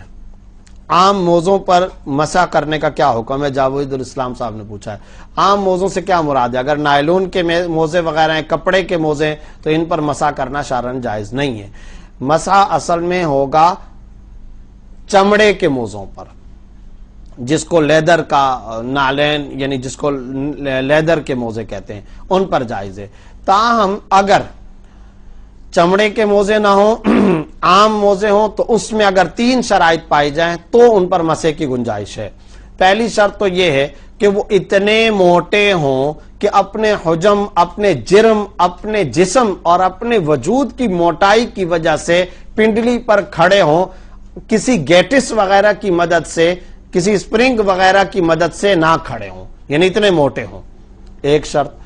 دوسری شرط یہ پانی ڈالنے سے ان میں پانی نہ چھنے۔ تیسری شرط یہ کہ 3-4 فرسخ یعنی کلومیٹر 2 کلومیٹر اس میں بغیر جوتوں کے اگر پیدل چلیں تو وہ پھٹے نہیں۔ اگر یہ 3 شرطیں کسی موزے کے اندر پائی جائیں تو چاہے وہ لیدر کا اور چمڑے کا نہ ہو، تب بھی اس کے اندر مسح جائز ہوگا۔ امید ہے مسئلہ واضح ہو گیا ہوگا۔ مشتاق صاحب نے پوچھا ہے قرآن مجید میں 14 کے بجائے یہاں 15 سجدے ہیں، تو کیا 15 سجدہ کرنا ہے؟ 15واں سجدہ شفافی حضرات کے نزدیک ہے، فقہائے حنفیہ کے نزدیک 14 سجدے ہیں۔ حافظ محمد خالد صاحب نے پوچھا اگر کسی کو بار بار پیشاب کا قطرہ ہے تو اس کا کیا حکم ہے؟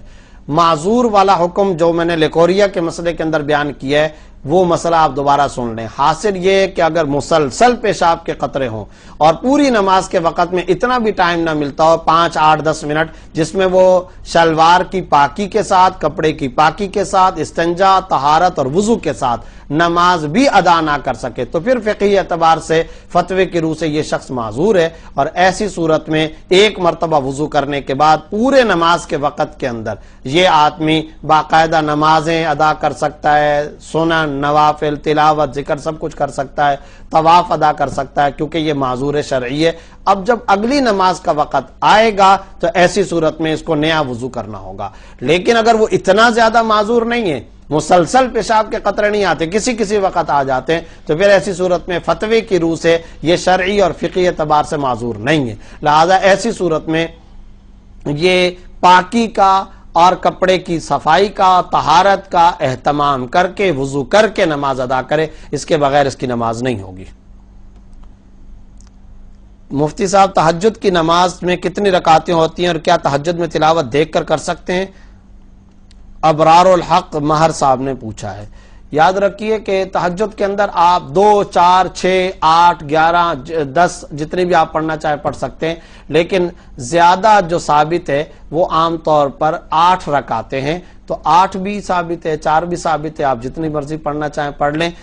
جہاں تک تلاوت کا تعلق ہے تو دیکھ کر تلاوت کرنا جائز نہیں ہے، دیکھ کر تلاوت کرنے سے نماز فاسد ہو جائے گی۔ عامر نذیر صاحب نے پوچھا ہے اکثر مساجد میں نماز کے بعد افضل الذکر لا الہ کو ذکر کیا جاتا ہے اور اس کے بعد سلام کیا جاتا ہے، یہ کیسا ہے؟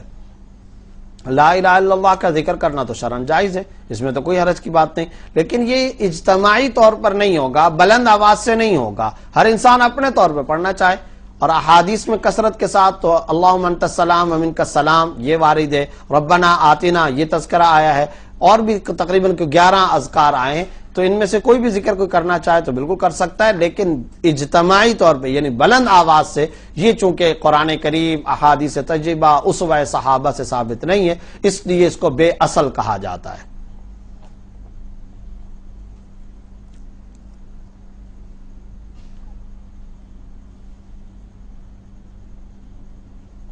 اسد خان صاحب نے پوچھا ہے کمیٹی ڈالنا کیسا ہے؟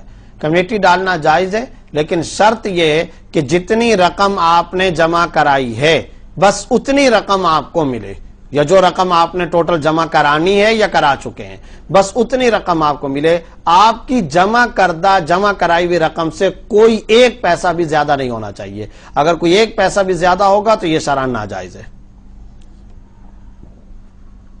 محمد اعجاز صاحب نے پوچھا ہے بہت سارے سجدہ تلاوت ذمے میں رہ گئے ہوں تو اس کا کوئی کفارہ ہے؟ ایک اندازہ لگا لیں کہ کتنے سجدہ تلاوت رہ گئے، جتنا غالب گمان کے مطابق اندازہ ہو وہ سارے کے سارے سجدے ادا کر دیں، چاہے ایک ہی وقت میں کر دیں چاہے مختلف مجالس میں کریں، اور بہتر ہے کہ یہ تو کوئی مشکل کام نہیں ہے، ایک ہی وقت میں یہ سارے کے سارے سجدہ تلاوت آپ ادا کر دیں، یہ ادا کرنا شرعاً واجب ہے۔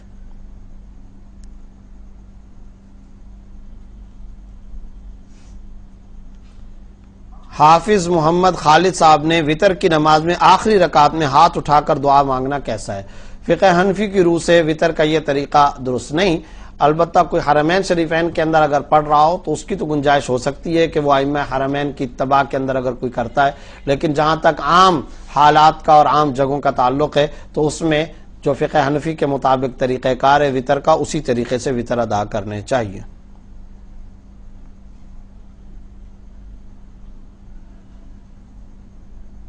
بیلجیم سے محمد سمیع صاحب نے پوچھا ہے کہ ایک خاتون کو میں نے مسلمان کیا ہے، اس کو صرف کلمہ آتا ہے، اس کو میں نے کہا نماز میں کلمہ پڑھا کرو 3 بار، کیا یہ صحیح ہے؟ میں بیلجیم سے ہوں۔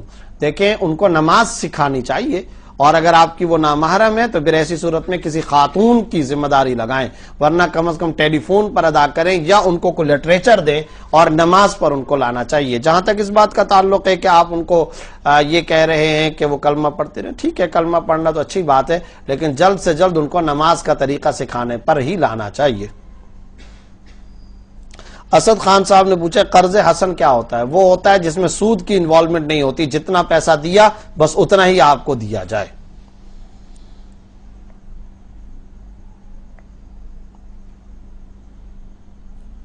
اوجڑی اور پائے کھانا ٹھیک ہے یا نہیں؟ محمد اشرف صاحب نے پوچھا ہے۔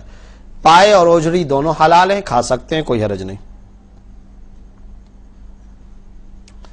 جاوید الاسلام صاحب نے پوچھا ہے بینک کی نوکری کا کیا حکم ہے، تفصیل سے بتائیں۔ میں کئی دفعہ یہ مسئلہ بتا چکا ہوں، بینک کی نوکری کی دو قسمیں ہیں۔ اس بینک کی بات ہو رہی ہے جو سودی اور کنونشنل بینک ہے۔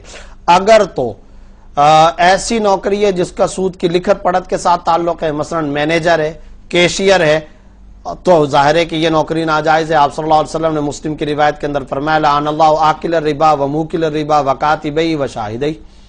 آپ صلی اللہ علیہ وسلم نے اللہ کی لعنت فرمائی ہے، رسول اللہ صلی اللہ علیہ وسلم نے اپنی لعنت فرمائی ہے سود کھانے والے، کھلانے والے، لکھنے والے اور اس پر گواہ بننے والے پر۔ لہذا اگر کسی کا مشغلہ، کسی کی نوکری، جاب ان میں سے کسی کام کی ہے تو ظاہر ہے کہ اس کی نوکری حرام اور اس کی آمدنی بھی حرام۔ اور اگر ایسی نوکری ہے جس کا سود کی لکھت پڑھت کے ساتھ کوئی تعلق نہیں، جیسے گارڈ ہے، چوکیدار ہے، ٹی مین ہے، خاکروب ہے، صفائی والا ہے، تو ظاہر ہے ایسے آدمی کا کام چونکہ سود کی لکھت پڑھت کے ساتھ، گواہ بننے کے ساتھ کوئی تعلق نہیں، لہذا اس کی ملازمت جائز ہے اور اس کی آمدنی بھی جائز ہے۔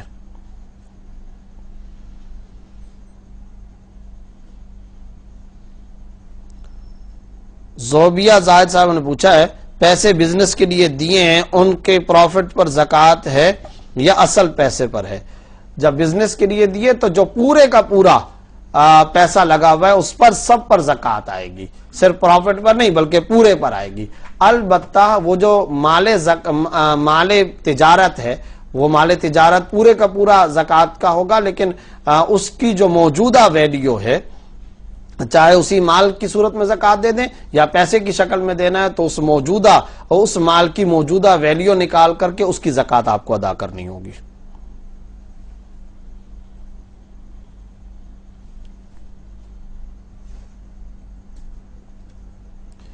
عدنان نور صاحب نے پوچھا ہے نیو بورن بیبی کے ناف کا اور فرسٹ ہیئرز کا بتائیں۔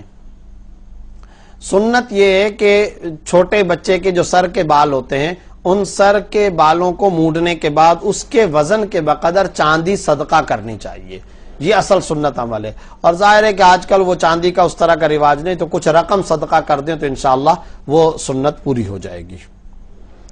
آج کی نشست میں آپ کے انہی سوالات کے جوابات پر اکتفا کرتا ہوں۔ انشاءاللہ اب اگلی نشست میں آپ کے دیگر سوالات اور ان کے جوابات کے ساتھ دوبارہ حاضر ہوں گے۔ تب تک کے لیے اجازت، السلام علیکم ورحمۃ اللہ وبرکاتہ۔